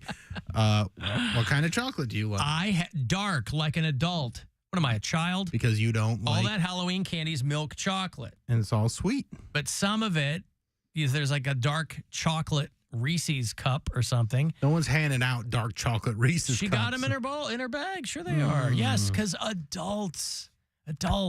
This is why I'm saying, turn Halloween back over to the children. Yes, I would be down a dark chocolate Reese's cup, but that is the sacrifice I'm willing to make. Oh, that must have been all they had left. To reclaim Halloween for the children and away from the adults. Stop being a martyr, Alan. I took precisely 2 pieces of candy from her bag as we were dumping it out and organizing it. Boy, people give out a lot of Twix. Boy, do people give out a lot of Twix. Twix are good. Twix is great. They're not bad, but boy, that was far and away what she had with No, I had a Butterfinger. Ooh, I love a Butterfinger. Of course you do. And what's that supposed to mean? Because they're delicious. Okay. What do you mean, what's that supposed to mean? It's don't know. delicious. Well, of course I do. I'm just saying. And I had they give you those little 2-pack of Starburst. And I had 2 of those. I love the Starburst. There's the regular Starburst, and then there's the tropical. Mm-hmm. Ooh, the tropical is far superior. I like the tropical Skittles. You won't find a bad Starburst. Yeah. Even cherry, and I don't care for cherry. I don't like yellow. Yellow's my favorite. Yellow's You don't like gross. yellow, it's lemon. Yellow. It's not the same. I don't like yellow. I don't like the song. I don't like the candy. Screw you, Chris Martin. You ruined it for everybody. There's a song called Yellow. Yeah. It's all yellow. It was Coldplay's very first song. You don't remember Yellow? And it went outside. Of course, you were probably like in 2nd grade when Yellow was out. It was a long time ago. I don't follow Coldplay. But you've heard of it's 20 years old. You've heard of their music. I mean, I know Livin' La Vida or whatever. Viva La Vida. Yeah. Living La Vida Loca. Yellow was their first song, first big hit. I know the Speed of Sound song. He wrote it for Gwyneth Paltrow. I thought he was singing about her teeth, but then I saw a picture of her. I was like, no, she looks good. Looks like she brushes and flosses and rinses. Use a water pick.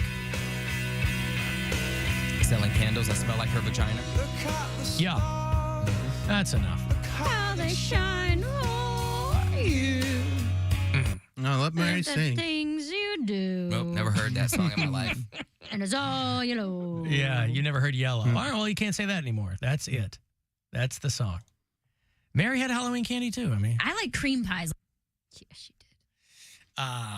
no, Don't worry I took about my precisely candy. 2 pieces of candy. And that's the trouble with Halloween. Not the trouble, but I mean, everybody is that you've got a giant bowl of candy in your house through New Year's. You know, just sitting there because nobody ever eats all of it. Maybe you. Nobody eats all the Halloween candy. Doesn't last that long. It took me a couple days when I was a kid. Like I would. A couple days. My Yeah. parents used to hide ours. No. We'd be like, hey, can I have a piece or two? They go, yeah. Pick something out. And the bowl would go right back on top of the fridge. I'd have a pile of just wrappers. Like by the time my mom woke up, because I would get home from school, and then my mom would be. Would you like, show the pile of wrappers to people to try and impress them? But didn't that make you sick? No. No, not as a kid. Oof. I mean, kids get stomach aches too. But I would like live So- off of candy. Like if my diet was bad all year round, I mean, a couple days full of candy really wouldn't affect me that much. Like we had the sugary cereal. We had, Hawaiian Punch and then Waffle Crisp. Hawaiian Punch cereal? No. I'm saying like we would have like all the. We didn't drink water as kids. Like we would have like Tampico, Hawaiian Punch. We didn't drink water as kids. Really Neither didn't did we. I know a lot of people didn't. We had just 2 liters. That's it. It was juice, soda, and then all the sugary cereals. It wasn't like a balanced meal whatsoever. So if your diet's just trash your entire childhood, what's a couple days? How do you still have all your candy? teeth? I don't know. All those ones fell out. No. Well, no. I mean, that's old enough to have like. Well, I brushed. I was like. All right, I don't know. You've always made it sound like you didn't have like great hygiene, or you didn't go to the dentist, or I didn't. That's why like my breath stink for those couple of years. But that's like, what I'm saying. How do you still have all your teeth? But my teeth weren't rotting. It was. Just I guess like, if you don't go to the dentist, they're not going to take your teeth out. And I also had braces. That's what all the little nasty food was stuck under. It was like my permanent brace that I had back there that I still haven't taken out. So no, I mean, I just took care of my teeth. It wasn't, I never really got cavities. All right. I've had like 2 cavities in my life, and I think it was from some busted dental office that just wanted, my money. I don't think. Yeah, I'm sure it wasn't your teeth. I'm sure they were pristine. Well, I'm sure they were trying to get one over on you. If you honestly though, you act like some offices don't be doing that, where you're like, y'all need the money, y'all need a cavity to keep this thing afloat. And y'all just one cavity. Y'all need a dentist office that needs a cavity filled to keep it afloat. You don't know if every person comes in who just has a cavity. That's a lot of money. Yeah, because people eat terribly. And then how is it the dentist office that's suspect and not the there person are dentist coming offices in? There absolutely are. I'm just saying that like you got 18 cavities. Pretty few and far between. And not a year after I went and got my cavity filled, they were gone. So I was like, they did just need my insurance money. They were gone. No follow-up at all, right? The office was gone. Like, it was, like, boarded up. I was like, man, Dr. Nick's Dentistry. Yeah, it was Wow. trifling. If you had gotten those cavities filled, they'd still be open. I got the one cavity filled. It's the only little black spot I have in my mouth. But, like, don't you feel a cavity? I don't know. I didn't have enough cavities to know. But, like, don't you feel, doesn't a cavity hurt? Not at the beginning. It depends It's got to on get how, down yeah, to the... depends on how bad it is. I haven't had a cavity in a long time, so don't know. If it's a root canal, that, they drill the whole thing out. But, yeah, well, okay. There you go. Anyway, hot pants. They're back. And we were talking about before the break, talking about the meteor shower tonight and the fireballs and all that. Did you see the dude talking to the flat earther at the Flat Earth Convention? No. This was last week, but I never got to it. But, man, it's great. Because you know these people don't actually believe this stuff, or they're very, very mentally ill or something. And somebody with a microphone will always find them. Some guy with a big, long, gray beard, and, he's got all kinds of thoughts on things.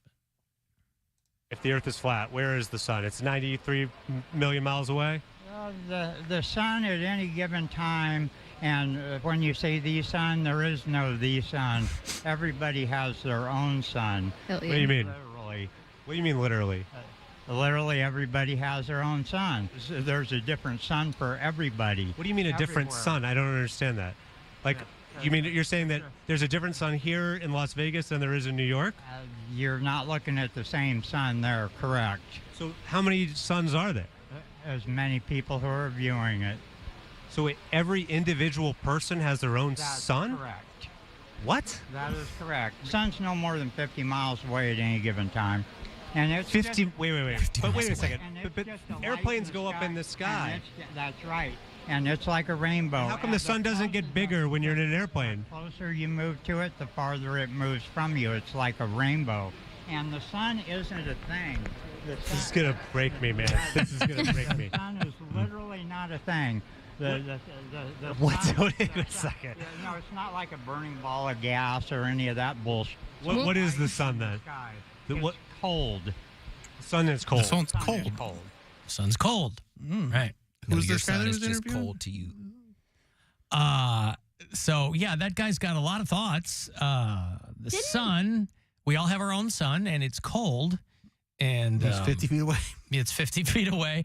I wish he had asked him how you account for the heat on the Earth, but he didn't get that far. Don't Mormons think you all get your own sun or whatever? Your own planet. Planet, right? If you're good, Do you get not a sun right now? now. You have to. If you get a planet, you get a sun. Well, there can be more than one sun for one planet. That's what I'm saying. So maybe this guy's just Mormon and confused. There was doesn't no seem Mormon to you? individual suns. It's also like way down the line. It's not right as you're walking around. Everybody's got their own sun. Did they talk about that when you were Mormon? Like, oh, my planet's gonna be decked out with this, and you could come visit. And like, did they say that it's gonna be like? No, nobody talked about it like decking out their planet. That's what I'm saying. I feel like my planet is just gonna be decked out in like, I don't know, posters of people and posters of people. They have a Whitney Houston wall. Oh boy! And then like a Michael Jackson bridge, and I don't know. I feel like it would just be decked out in some stuff. Why didn't you convert to Mormonism? Because I would be a super minority.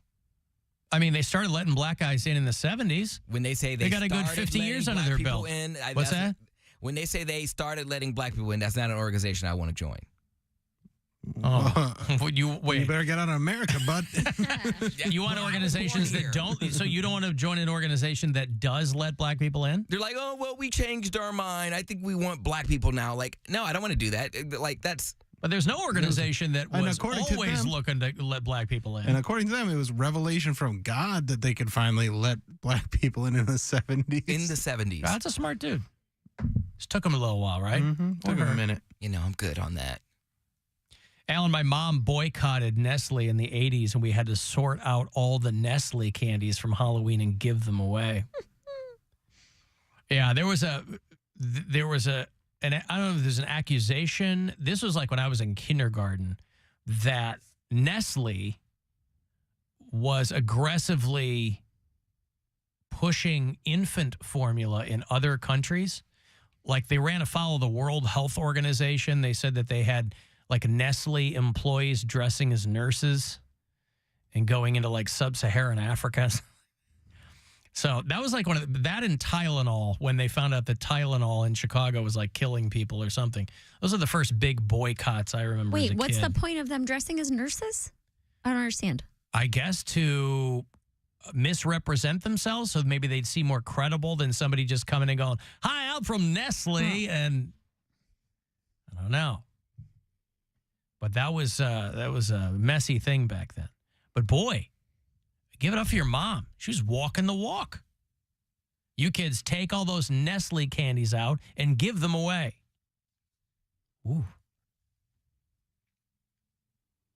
We would donate it to the Cleveland Heights School of Halloween Candy for Kids in Need, she says. Yeah, that'll happen too. This is Derek Zoolander's institution for kids who can't read good. Yeah, right. What is it, a school for ants?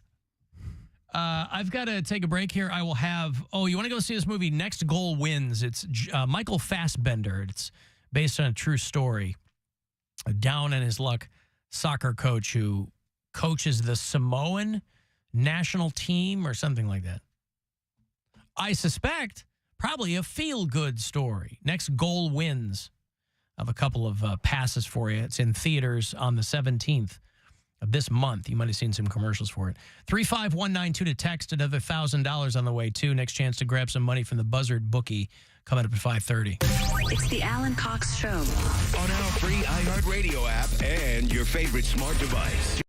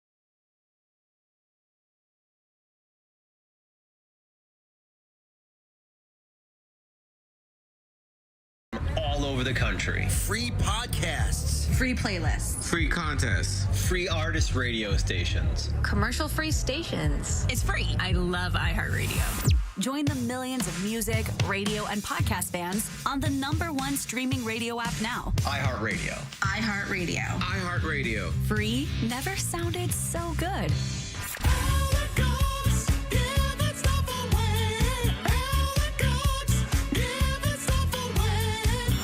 All right, the new film is called Next Goal Wins, an underdog comedy. Michael Fassbender plays the coach of the American Samoa soccer team based on a true story. It's in theaters everywhere a week from Friday, November 17th. Next Goal Wins is out. We've got a couple of Fandango tickets for you to see it. Good luck. Call 10-216-578-1007 or 800-348-1007. Are you trying to make us all uncomfortable? Alan Cox. It's gross, it's weird, it's not right, it's not cool. And there's plenty more where that came from. Back to the Alan Cox Show on 100.7 WMMS.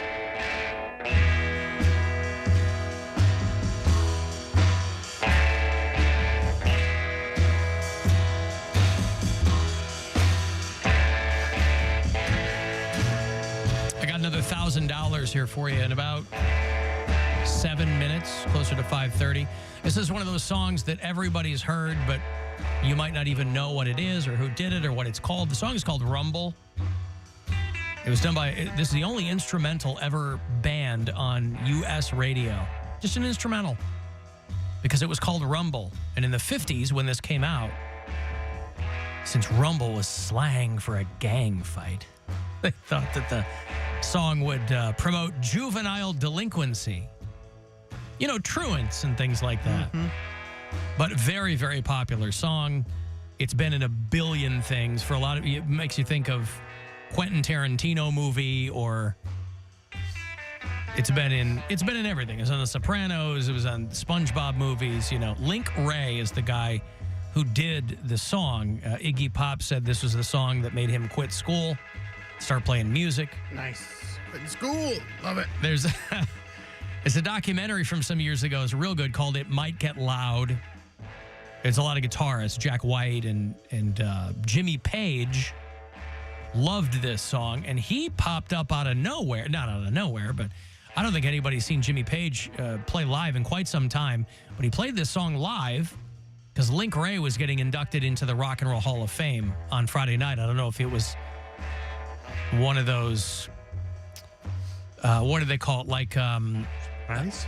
No, like one of those side awards, like like the Trailblazer Award or something like. Because there was nothing like this coming out. You know, rock and roll hadn't really discovered distortion yet and things like that. So Link Wray was a big deal. The song actually got in before he did. They have the Rock and Roll Hall of Fame as a category for singles, and so Rumble got in 5 or 6 years ago, but Link Wray didn't get in until this year. Link Wray was a guy who had decamped to Denmark 40 years ago and raised his family there, and he died.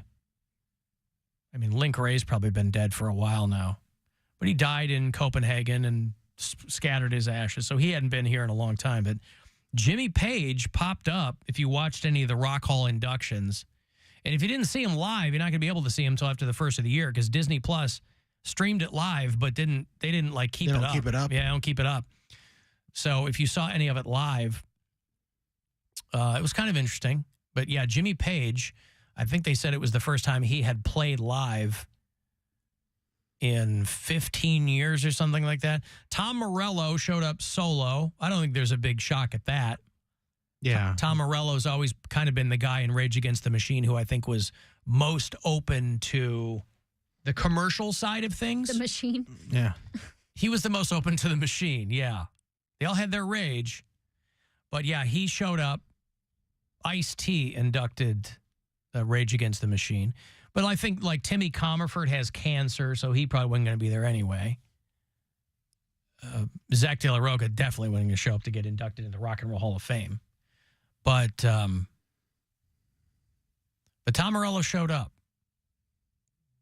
And a lot of other people showed up too. Showing up is 99% of success. Poundcake will tell you that. What was it? Half of doing Half the job. Half the job. Showing up. Half the job. Sheryl Crow and Olivia Rodrigo. Is she still a big deal? Yeah. No. Poundcake says no. All right. Why do you say she's not a big deal anymore, Poundcake? I'm just saying, don't listen to me. She probably is a big deal. I just know her from that one song, like no, it wasn't even Driver's License. Driver's License was like the first one that blew her up. She's in that iPhone commercial, the one that makes you think that you can shoot an entire film with just an iPhone. Plenty of people have. Well, yeah, but you have to have tons of like professional gear to go with it, gimbals and lights, and they're like, this was shot on an iPhone. Yeah, with all that other equipment. Laura Dern inducted Sheryl Crow.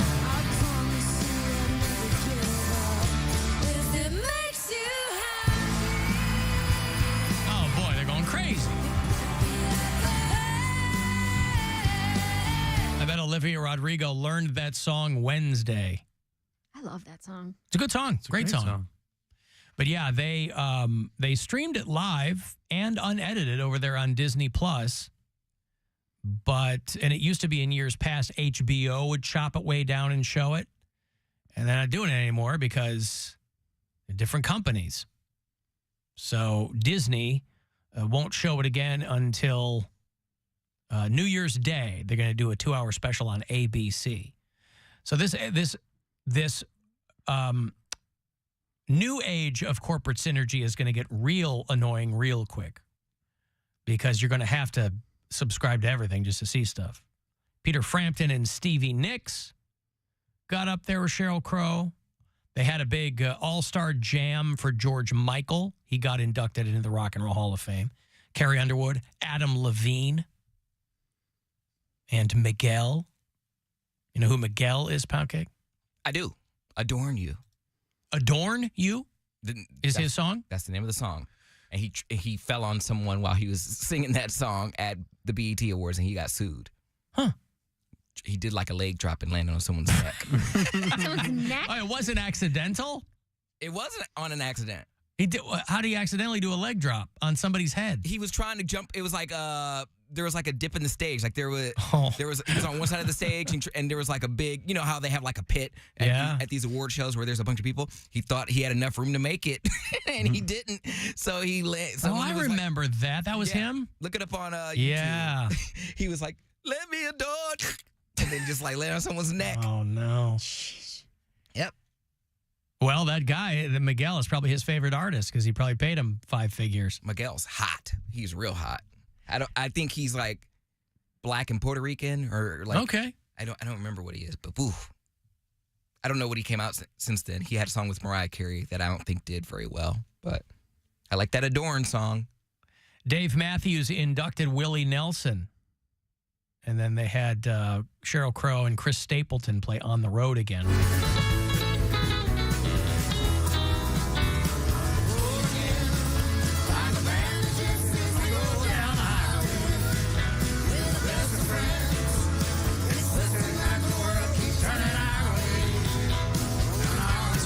This morning that Chris Stapleton is that rare artist that everybody can agree on.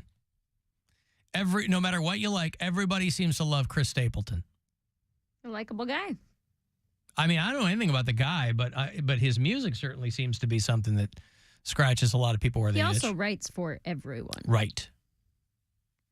Well, that was kind of part of this article. They're like, what took this guy so long? He's been writing hit songs for people forever. For 15, 20 years. Yeah. I think it's a lot, and I don't know this because I don't work in the industry like that, but I imagine it's something to do with how they are going to pitch you, like your image. And he probably didn't look, he had to be in country music because of his voice and like the way he looked. Was he only writing country songs when he was writing No, he's writing pop songs. And yeah, it was the same thing with like Ed Sheeran. Ed Sheeran wanted to come out as a rapper, but they didn't. He said that they didn't take a redhead, a ginger kid from Britain as like serious as a rapper in the States, so he had to come out as a pop star. Yeah, but I mean, you can't do that unless you have an amazing voice, which he does. They can't just go, we're going to make you a pop star. I mean, Ed Sheeran can sing his ass off. Yeah, but he wanted to be rap. No, I know. I'm just saying that you might have a kid who wants to be a rapper, but he also can't sing. Well, that's what I'm saying. Like with Chris Stapleton, not going to go anywhere. And Chris Stapleton, if he was writing pop songs, he doesn't have a pop poppy voice. No, I don't think he wanted to be a pop star. He was right. You make a ton of money writing songs for other people. That's how a lot of these guys make a living. Lee Bryce is another one. Sia for a long time. Sia, you'd never heard of this woman. Finally they go, well, I want to do some of my own songs. Yeah, she wrote for Beyonce. Yeah. Lady Gaga wrote for Britney Spears. And then she got plastic surgery and she took that dumb wig off her face. She's like, surprise, I'm 55. Jimmy Page, though, was the surprise guest on Friday for that Link Ray bit.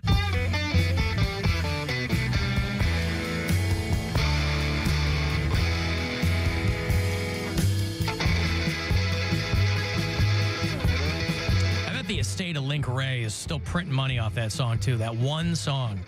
Dude had 15 kids or something, so. Because, you're an American, you move over to Denmark.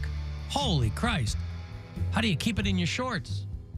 Oof. Looking around. How many baby mamas you got? Huh? How many baby mamas? I think 3. Denmarkians. Yeah. Denmarkites. I mean, aren't they just... Denmarcus? Aren't they the Dutch? Oh, I don't know. Who are people from Denmark?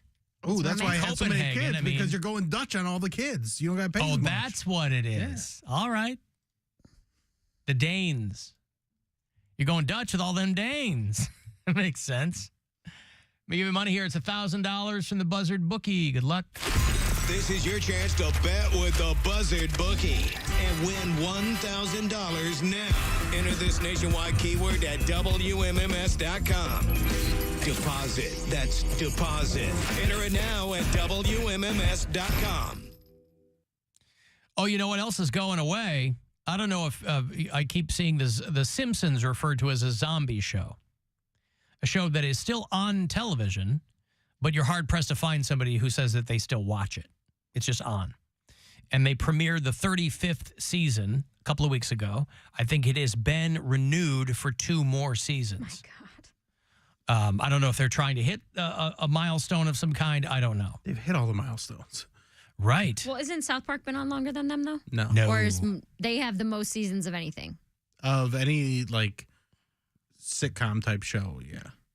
Definitely animated. The Simpsons? Simpsons, yeah. Oh, yeah. They've been on since I was in high school. 89. Yeah. That was when they first came on. So. And I can't believe it lasted this long, but Homer's not going to choke Bart anymore. Whoa. I mean, when you go back to the old ones, it happens a lot. But I mean, even a couple seasons ago when I'd watch a newer one, I go, God, I can't believe they stuck with that. Just given how, people can get sensitive. Bit. I know. They changed so many other things. They're like, we're not going to have white actors do black character voices anymore. We're going to get, yeah. Right. So after 35 seasons, they have a nod to it. I think it was the other night when this week or last week. Whoa, that's quite a grip. See, Marge? Strangling the boy has paid off. Just kidding. I don't do that anymore. Times have changed. I will say it has gotten exponentially more difficult to watch The Simpsons just because Julie Kavner's voice is shot. It's shot. Is that Bart? It's Marge Simpson. Everybody, she always had, the appeal of Marge was that Julie Kavner always had a little gravel in her voice. Holy Christ. And you can't blame these people. They've been doing the show for 35 years. I can't believe everybody's voice isn't shot. Like Harry Shearer's voice, you can tell is different because Burns sounds different, but then some of his other characters sound exactly the same. Dan Castellaneta still pretty much sounds the same, but Julie Kavner's voice is gone. And it's painful to listen to. You go, oh, that's Marge. It's probably painful to do. I guess, but everyone on this show could have retired 15 years ago. They don't need the money. Yeah. They like to work. They like to work. It's like they're trying to figure out what they're going to do with Matthew Perry's residuals. I'll take them. Give them to me. I already wrote his management and said, hey, this guy, Bill Squire, he'll take them. But, I'll put him towards booze just like he was. So, Well, the sad thing is, you're not supposed to outlive your kids, and he's got siblings. His parents are both still alive. But all those Friends cast members, they get $20 million a year in residuals. God damn. So they're like, where's his money going to go? It could go into a trust or something, but it'll probably go to his parents. And that would be weird. If your parents have split your estate. Because obviously he wasn't married, didn't have kids. But every one of those people from Friends gets $20 million a year. Just in residuals. So you figure. I want that. Huh? I want that. I'll just take $20 million once. Yeah, that would be I don't nice, need wouldn't it? Like To a just year, just $20 million. That would be nice to get $20 million a year. They just cut you a check every year. My residuals are like 48 cents. Hey, so what you're saying is $20 million would be better. It would be more. Yeah. Yeah. That's all. That's all I'm getting at. Yep. I don't need that much. I'll take $1 million a year. I would take like 50 grand a year. Honestly. So they're still waiting for the in-depth toxicology test on Matthew Perry. They say that they didn't have fentanyl or meth in his system, but obviously those weren't his problem. The prescription drugs were his problem, but they don't know. Somebody was explaining it to me. Somebody in the medical profession was explaining, because I just said, why does it take so long? And they were kind of explaining it to me. I can't paraphrase it properly, but they explained why it can take a couple of months for them to get. But I mean, they don't know. They don't know yet if he had a will or anything like that. You think that a guy that was in the state he was for a long time might have had the presence of mind to put one together just in case something happened. As Poundcake would say, of sound and mind. And so one of his close friends, the woman who was with him the day before he died, she swears up and down he did not relapse. She's like, everybody is speculating that's what this was. And they're like, it was nothing like that. He was clean and sober and was perfectly normal when we had lunch. You know, if you spend enough time with somebody, you can kind of start to see the signs. And this woman, this friend of his, is adamant about the fact that that's not what this was. But she also wasn't with him when it happened. She wasn't. I think, it could have been suicide. The initial thing was that he may have just had a heart attack in the hot tub and drowned. If he had like low blood pressure or something, that Don't can know. happen in hot tubs. Yeah, I don't know. Or, But man, you know everybody on this guy's management team is going to want a piece of that money. That's the worst part, is like if his parents have to fight other people for it. It's sad. Gross. Maybe he was addicted to a diuretic, and that's why he had the low blood pressure. Right. You said he was addicted to a diuretic. Yeah, like you said, prescription drugs. Yeah. For his problem. Yeah. That's a prescription drug. Which is? Diuretics. So, okay. He couldn't pee, or he wanted to pee a lot? Yeah, I don't know. I mean, you just said he was addicted to drugs. I don't know what he wanted. I don't know what he's getting out of it. Right. Where do the diuretics come in? You said he was addicted. I'm just saying. Yeah. So maybe that But he was addicted to painkillers.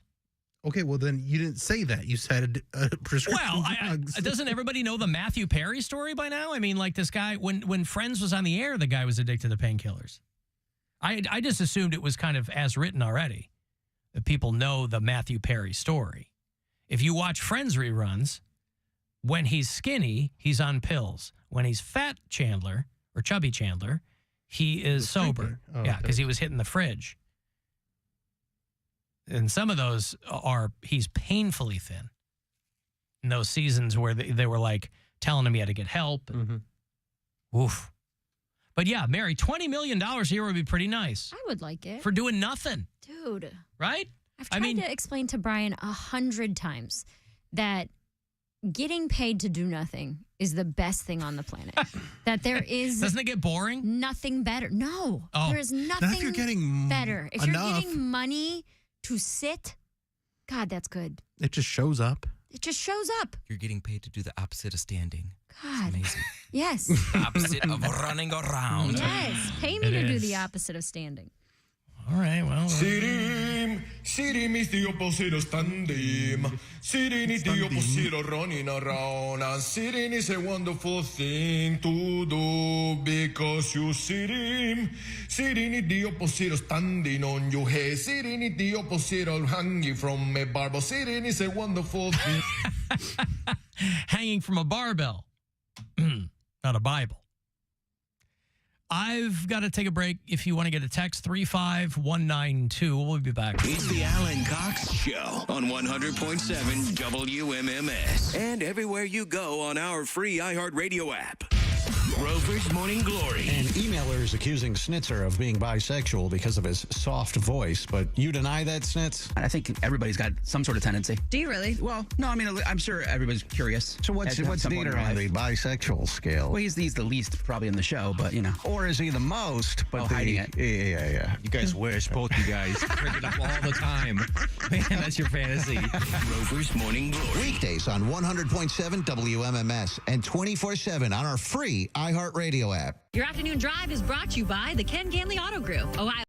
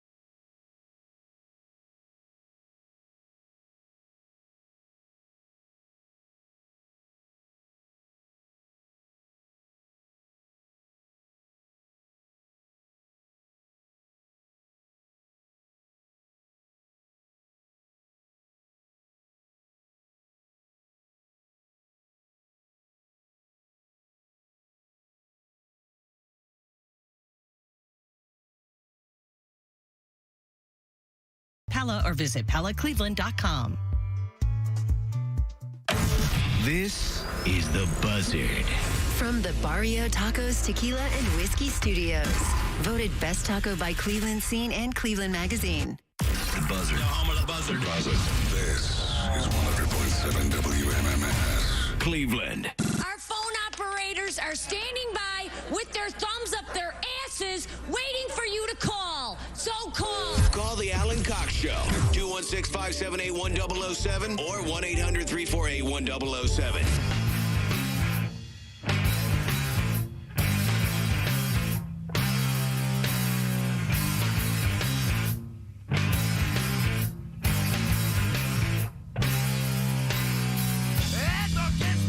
Judgments, I went walking out that door.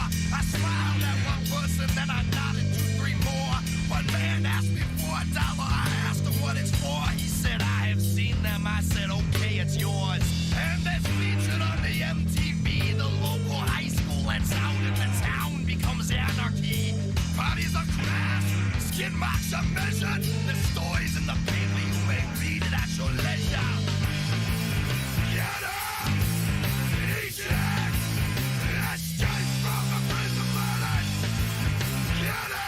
What do you think this is, Poundcake? Avenged Sevenfold. No, incorrect, but Mary knows who they are. Clutch. Did you know that we still had floating prisons? Did I know that we still had them? I thought those were just things in, like, Face Off. I didn't know there was a real thing. Yeah. I was reading that America's last prison ship is closing. It's been there for 30 years. It's an 800 cruise ship. Do you like that one? Yeah, I did like that one, yes. Isaac, your bartender, 800-bed floating lockup. Got to, it's right across from Rikers Island in 1992. And of course, it was in 92. They're like, oh, this is just temporary until we can pour more money into the prison. Sure. These things are never temporary. Once they're up and running, they're like, it looks good. Take all that money we were going to use and put somewhere else. So they're transferring the people who were left on there over to Rikers Island. But it's been there for 30 years, and it was the last operating prison ship in the United States. The length of 2 football fields. It just basically looks like a giant cargo ship. What's it called? It's called the Vernon C. Bain Correctional Center. How'd you like to be the guy whose name is on a floating prison? I looked it up. It just looks like, it doesn't even look like a boat. It just looks... It looks like a fixed structure. That's what I'm saying. It doesn't look like it's floating. It looks like it's like in there. Yeah. It sits between a wastewater treatment plant and a wholesale fish market. I wonder if those windows open Right. that smell good. Mary, would that place, like, if you're in that prison looking out into the ocean, would that make you peaceful? Probably wouldn't be the worst. Feel peaceful? Oh, because big bodies of water. It's either that or Rikers Island. Wouldn't you prefer the floating prison? I don't know, man. I don't like boats. Boats freak me out. The only natural light they get are through the ship's tiny portholes. And it leaks in the rain, occasionally short-circuiting the electrical system. That'd be fun, too. Oh, you know it stinks. Oh, what a good time. There's already some prison stink in there, but on top of that, like, it smells like mildew and rust and fish. Oh, God. Take those dudes with their prison stink and then add in wastewater treatment plant and wholesale fish market. Right next to it. Oh, God. Yummy. It was initially a juvenile justice center under Mayor Rudy Giuliani. Yeah. Who knew we had multiple floating prisons? But the last one is shutting down. Big change is coming potentially to the Santora clan if they outlaw this soda ingredient that's in Dr. Pepper. No. What will the children do? What will the babies do? Oh, my babies. We feed our young. California has already banned an ingredient that's in a lot of pop. And they're talking about banning it elsewhere. It's called brominated vegetable oil. Oh, yeah. It includes bromine, which is a chemical used in flame retardants. And pools. Yeah, but it's also in Dr. Pepper. That's what gives it the 23rd flavor. And it stops citrus flavoring rising to the top of drinks. It really is fascinating, all the science that goes into the most mundane things. Like you have to have, obviously we know food scientists are a thing, but the things they have to do, they go, hey, we got this new pop, but all the flavoring keeps rising to the top. Don't ever refer to Dr. Pepper as mundane, ever. I just mean again. pop in general, you know? I mean, what is the flavor of Dr. Pepper supposed to be? 23 flavors. But what is Dr. that flavored. supposed to be? Dr. flavored? It's Dr. Pepper flavored. It's Dr. Pepper flavored. It's a specific mixture of 23 flavors. Yeah, but To it become also one flavor known as Dr. Pepper flavor. Right.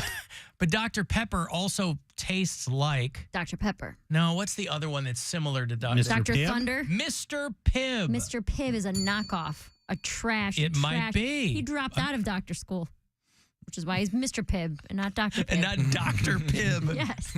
He's a failure. And anyone who drinks him is also. Okay.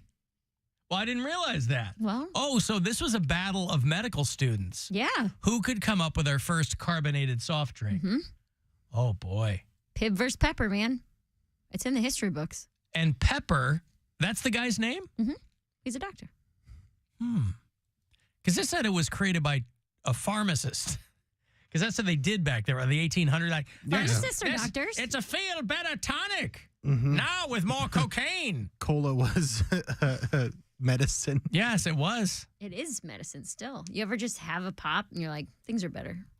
No, I always feel worse. I do it all the time. I had half a Mountain Dew yesterday. I'm like, why? Dude. Why? I was doing yard work. That's why. I knew why, but I was like, why? The show I had in Port Huron on Saturday night didn't have food at the venue, so I went across the street to like this Mexican spot, and they didn't have any to-go pop. So when I get back to my Best Western with wet carpet, the only thing that was in their cooler, no water, no nothing, were 24-ounce bottles of Mountain Dew. Oh, God. That was it. That was the only choice. Yep. But it was like $2. And I was like... They know they're hillbillies out there. It was just rows and rows and rows of these giant things of Mountain Dew. But it was I also can't believe they weren't all sold out of them. I was also like 10 o'clock at night, so I was like, I don't really want to drink all the sugar and caffeine and then try to go to bed. But sure enough, I popped me open one, ate it with my Mexican food. I'm so immune to it by now. Right. A rumor since the 30s is that Dr. Pepper contains prune juice. Maybe. But they say that it does not. But allegedly, the recipe is so secret that it's kept as 2 halves in safe deposit boxes in 2 separate banks in Dallas. That's got to be made up. Got to be made up. Just corporate lore. It's on a computer somewhere. And soon, it'll be released into the universe. Dr. Pepper and Mr. Pibb. It's a fight. I mean, they're Battle of the probably. ages. I mean, Dr. Thunder. I've never had that, but that's a Walmart brand. Everybody's got to have their knockoff. What's the lightning? Mountain lightning. Mountain lightning. That's the mountain. Mountain one. Mist or Moon Mist. Moon isn't it? Mist is another one. There's Is a that light their- thing. I love There's Moon Sprite Mist. ripoff? I would rather have Moon Mist, honestly. Well, that's Faygo. I thought that was the Faygo's Mountain Dew Yeah. ripoff. But Faygo is like an actual. I thought for the longest time Faygo was like a off-brand. You know, they were copying someone, but no, Faygo's like its own. Faygo's thing. its own thing. And I lived off of Faygo. Another one of the along with the Hawaiian Punch and the Tampico, there was Faygo. Always the Faygo orange Red Faygo. Pop, babe. That Red was mine. Pop. Faygo orange or the red pop. Yeah, or we got That's your Tahitian, Detroit drink right there. Tahitian treat.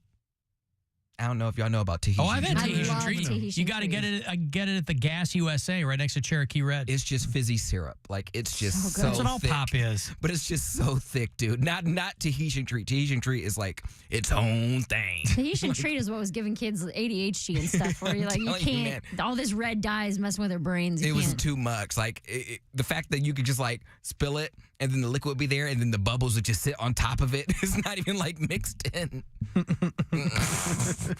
They didn't have that bromine in there to separate the. Every year for New Year's Eve, my mom used to make a drink for the kids. Well, everybody, nobody drank in our house. She just called it concoction.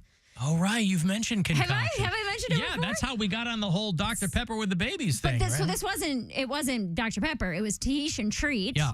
I think it was also Sprite, but the two ingredients I know for sure were Tahitian Treat and Rainbow Sherbet. Was Those it were the supposed to two. be? Oh, I thought maybe it was supposed to be like a Shirley Temple or something. Well, but she'd make it in a big bowl. Like a float. I think it was also Sprite. I think it was Tahitian Treat, Sprite, and then she would scoop in little things of Rainbow Sherbet, and you would dunk your cup in it, and we'd go friggin' wild because Wow. we're drinking on New Year's Eve. Yeah, just sugar bomb it.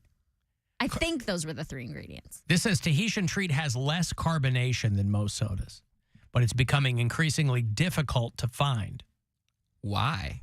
They're not making it as much anymore. Maybe the demand dropped. I would say any off-brand You convenience can get it on store, Amazon. It can't be that hard to find. like anything that says corner store or just like food. Oh, yeah, that's what I'm saying. Gas USA still sells Tahitian Treat. Yeah, anywhere where you wouldn't expect to go grocery shopping. Food.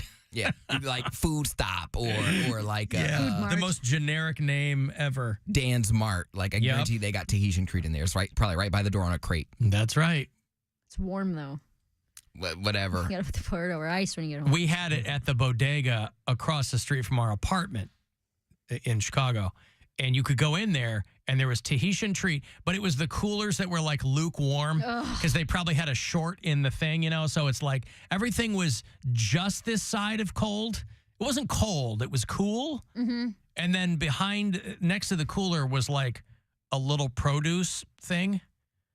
And it would have like it didn't have like tomatoes and things like that, but it would have like weird random produce. So you get a Tahitian Treat and you go, all right, I'll get a jicama too. Why not? I like that.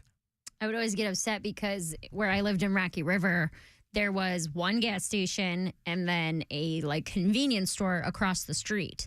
And I would get frustrated because the one convenience store had Lucky or scratch-offs, but they had the lukewarm coolers. So I had to get my scratch-offs from one place and I had to get my beverages from another.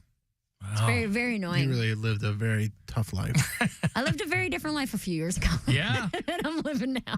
I had to get my gallon barefoot wine from the gas station, and then I had to walk across the street to get my scratchers and my it was quarters. only $8.99. You can't be mad about that wine. It won awards, Bill. It was an award-winning wine. Hey, listen, I've drank my share of barefoot. When it comes to wine, I don't care. Is barefoot bad wine? It all tastes bad. It's gas station wine. Yeah. Oh, it is? It's like the cheapest that you can get. But it's that in isn't grocery stores too, right? Like booze farm. tons of barefoot. Yeah, and the thing is, it really doesn't take. If you want a $9 bottle of wine, barefoot is the way to go. Like I don't know wine, so all wine would red, white. It would taste. Not red and white would taste the same, but all reds would taste the same to me. All whites would taste the same. Sure. I don't know wine. They're not that good. No, it's just super. It's comes in huge, large quantities. It's for people who want to get drunk. Mm-hmm. But I've only ever seen it in bottles. That's what I mean, though. But it comes up into gallon. Oh yeah, I bottles. haven't seen bottles. those with like the glass loop on the side. No, that's Carlo Rossi. Oh. That's different. It's just like a regular looking wine bottle. It's just gigantic. It's just giant. huge. Okay. Yeah.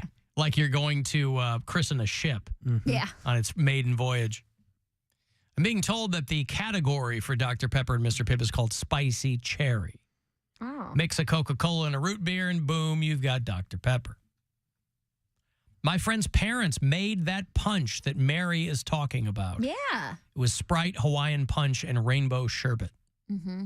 Oh, yeah, I've had that before. We just called it concoction, but ours was Tahitian Treat, not Hawaiian Punch. Alan, have you ever had Kickapoo Joy Juice? A long time in Kickapoo. That was like the Lil Abner, right? There was an old cartoon called Lil Abner, and Kickapoo Joy Juice was, I don't know if you could buy it in the whole country, but I think we had some in like North Carolina or something. You know where they have Kickapoo Joy Juice, I bet, is next door here. Don't they sell a bunch of weirdo pops at Rocket Fizz? Yeah, I bet they got Kickapoo Joy Juice there. Fuzzy navel. I'll give you some Joy Juice. Bill, Yeah. What? why are you like this? Oh, you should have heard when Bridget Linton was here. Man, it was I don't think I man. need to. He was laying it on thick. Ugh. Did it work? No. No, I wasn't. No, he wasn't. Not that, but I mean, it was. Oh, what were you laying on thick then? Sex puns? Not even that. High class humor? She was just getting to know us a little bit, and I was talking about getting some car handlers and stuff like that. And that's the getting to know you information that you feel is necessary. It wasn't her first rodeo with us. Second, though. Third. Oh, third. Third Okay. rodeo. Third rodeo is let me tell you all about my sex stuff. Just not. That's a pretty base level thing to talk about, getting a hander in a car. With someone you've met for the third time? That's Bill 100. That's the introductory class. When I'm trying to entertain people, yeah. Oh, okay. Hey, was she entertained? She was. She was entertained. She had a great time. That's great. That's all that matters. If it's working, you keep doing what works, man. What else did we talk about with her? Docking. Well, we did. Yeah, that was a couple weeks ago. A while ago. Her black exes. Oh, my God. I saw that clip. How did Mary not know about the floating prison? Isn't she supposed to be a fish detective? Yeah, I deal with fish that are felons, not humans. Under the water, not humans. Right. She has to leave that to the landlubbers. Yeah, mine are breaking maritime law. They're not breaking laws on land and then get sent to sea. You get to do any of that on the road? You get to do any fish detecting while you're on the road? Yes. You were up in the UP. Yes. Port Huron. I was on Lake Superior. Well, Port Huron's on a river, though. Yeah, it's on a river. There's still fish, stupid. Are there? Canada. Yeah, there's river fish. In the St. Clair River, there's a bunch of fish? You've heard of river fish? Mm-hmm. They exist. Okay. There's a whole show dedicated to river monsters. Oh, yeah, monsters. But see, that's what they don't tell you. They're not actual monsters like ghouls and goblins. They're river monsters in the crimes that they've committed. I mean, ghouls and goblins aren't actual monsters either. You're not listening to what I'm saying. The fish I could see are monsters. They're monsters because like coelacanths and stuff? Because of the crimes they've committed. That's what makes them monsters. So it's not that they're giant or scary. It's you monster. How it's what they've already done. Steal the identity of an older, frail fish. I see. And then run up her little scale credit cards. Yep. A tadpole. Mm-hmm. Died at birth. They stole the Social Security number. Yes. Got it. Do you guys send videos and memes and stuff back and forth with your significant others on a regular basis? No. Brian has a phone from Consumer Cellular. Yeah, Gwen and I do. Okay. Yeah. When you don't think something's funny, do you just still laugh, react it, or do you actually go, no, that one wasn't good? Probably the latter, but usually she and I hit each other on the bullseye, so we know. Yeah, but no, we would go, not your best work. I don't have any, I don't have a significant other, but people send me stuff all the time, and the only time, one of my favorite things is when they send me something that's off the mark, and I go, nope. That ain't it. You missed. And then they're like, what? And I'm like, that one's not funny to me. And then they're like, but it's so funny. I'm like, well, it's not to me. You don't give them just a smile face emoji or something? Good one. No, I'm trying to start an actual dialogue about what's funny so they can hone in on my taste. I see. It's not to be mean. It's to be more accurate. Yeah. Yeah, but saying that meme's not funny, that doesn't really help them zero in on what you do think is funny. That's helping But them. they see It's what like the ones I do Einstein think thing, is funny, though. The Einstein thing? We found 100 ways how to not make a light bulb or whatever. I see. Is that Edison? Einstein? Edison, but yeah, I get No. Get the point. Edison made the light bulb. Wait, no. Remember when Albert Einstein invented the light bulb? Albert Einstein. She's like Belushi in Animal House. Albert Einstein invented the light bulb. Uh-huh. Thomas Edison, he doesn't know anything. Uh-huh. He didn't know anything. He didn't do crap, man. Right. I bet he got car handers. Okay. You know what? I've never met him for the third time, so I wouldn't know that information about him. I'll tell you what, though. Missing out. Without Einstein, Edison couldn't have invented the light bulb. That's what I'm saying. Yeah. Einstein. He explained how all that stuff worked. Yeah. Einstein walked so Edison could run, you know? Even though he didn't know anything. He didn't know jack, dude. Yeah. That dude was, he was just, a mess, really. Alan, tell Poundcake you can buy a whole ass turkey from Popeyes for Thanksgiving. Why would I do that? I'm not preparing my Yeah, I don't know. Yeah, he doesn't do anything. I don't know. I leave that burden on someone else. I could just go eat their burden. I get it. That was pretty good. Oh, if that was a meme that was texted to me, I would have sent you back a laughing emoji. We got a break. If you want to get the last word in, 35192 to text, and 6:30. Next chance for you to grab $1,000 from the Buzzard bookie on the way. The Alan Cox Show. On our free iHeartRadio app and your favorite smart device. Just tell it to play the Alan Cox Show on iHeartRadio. This is Hall of Famer Eric Dickerson. Here's what's trending on the iHeart Sports Network. Presented by Macy's. The Guardians have found their man. Stephen Vogt becomes the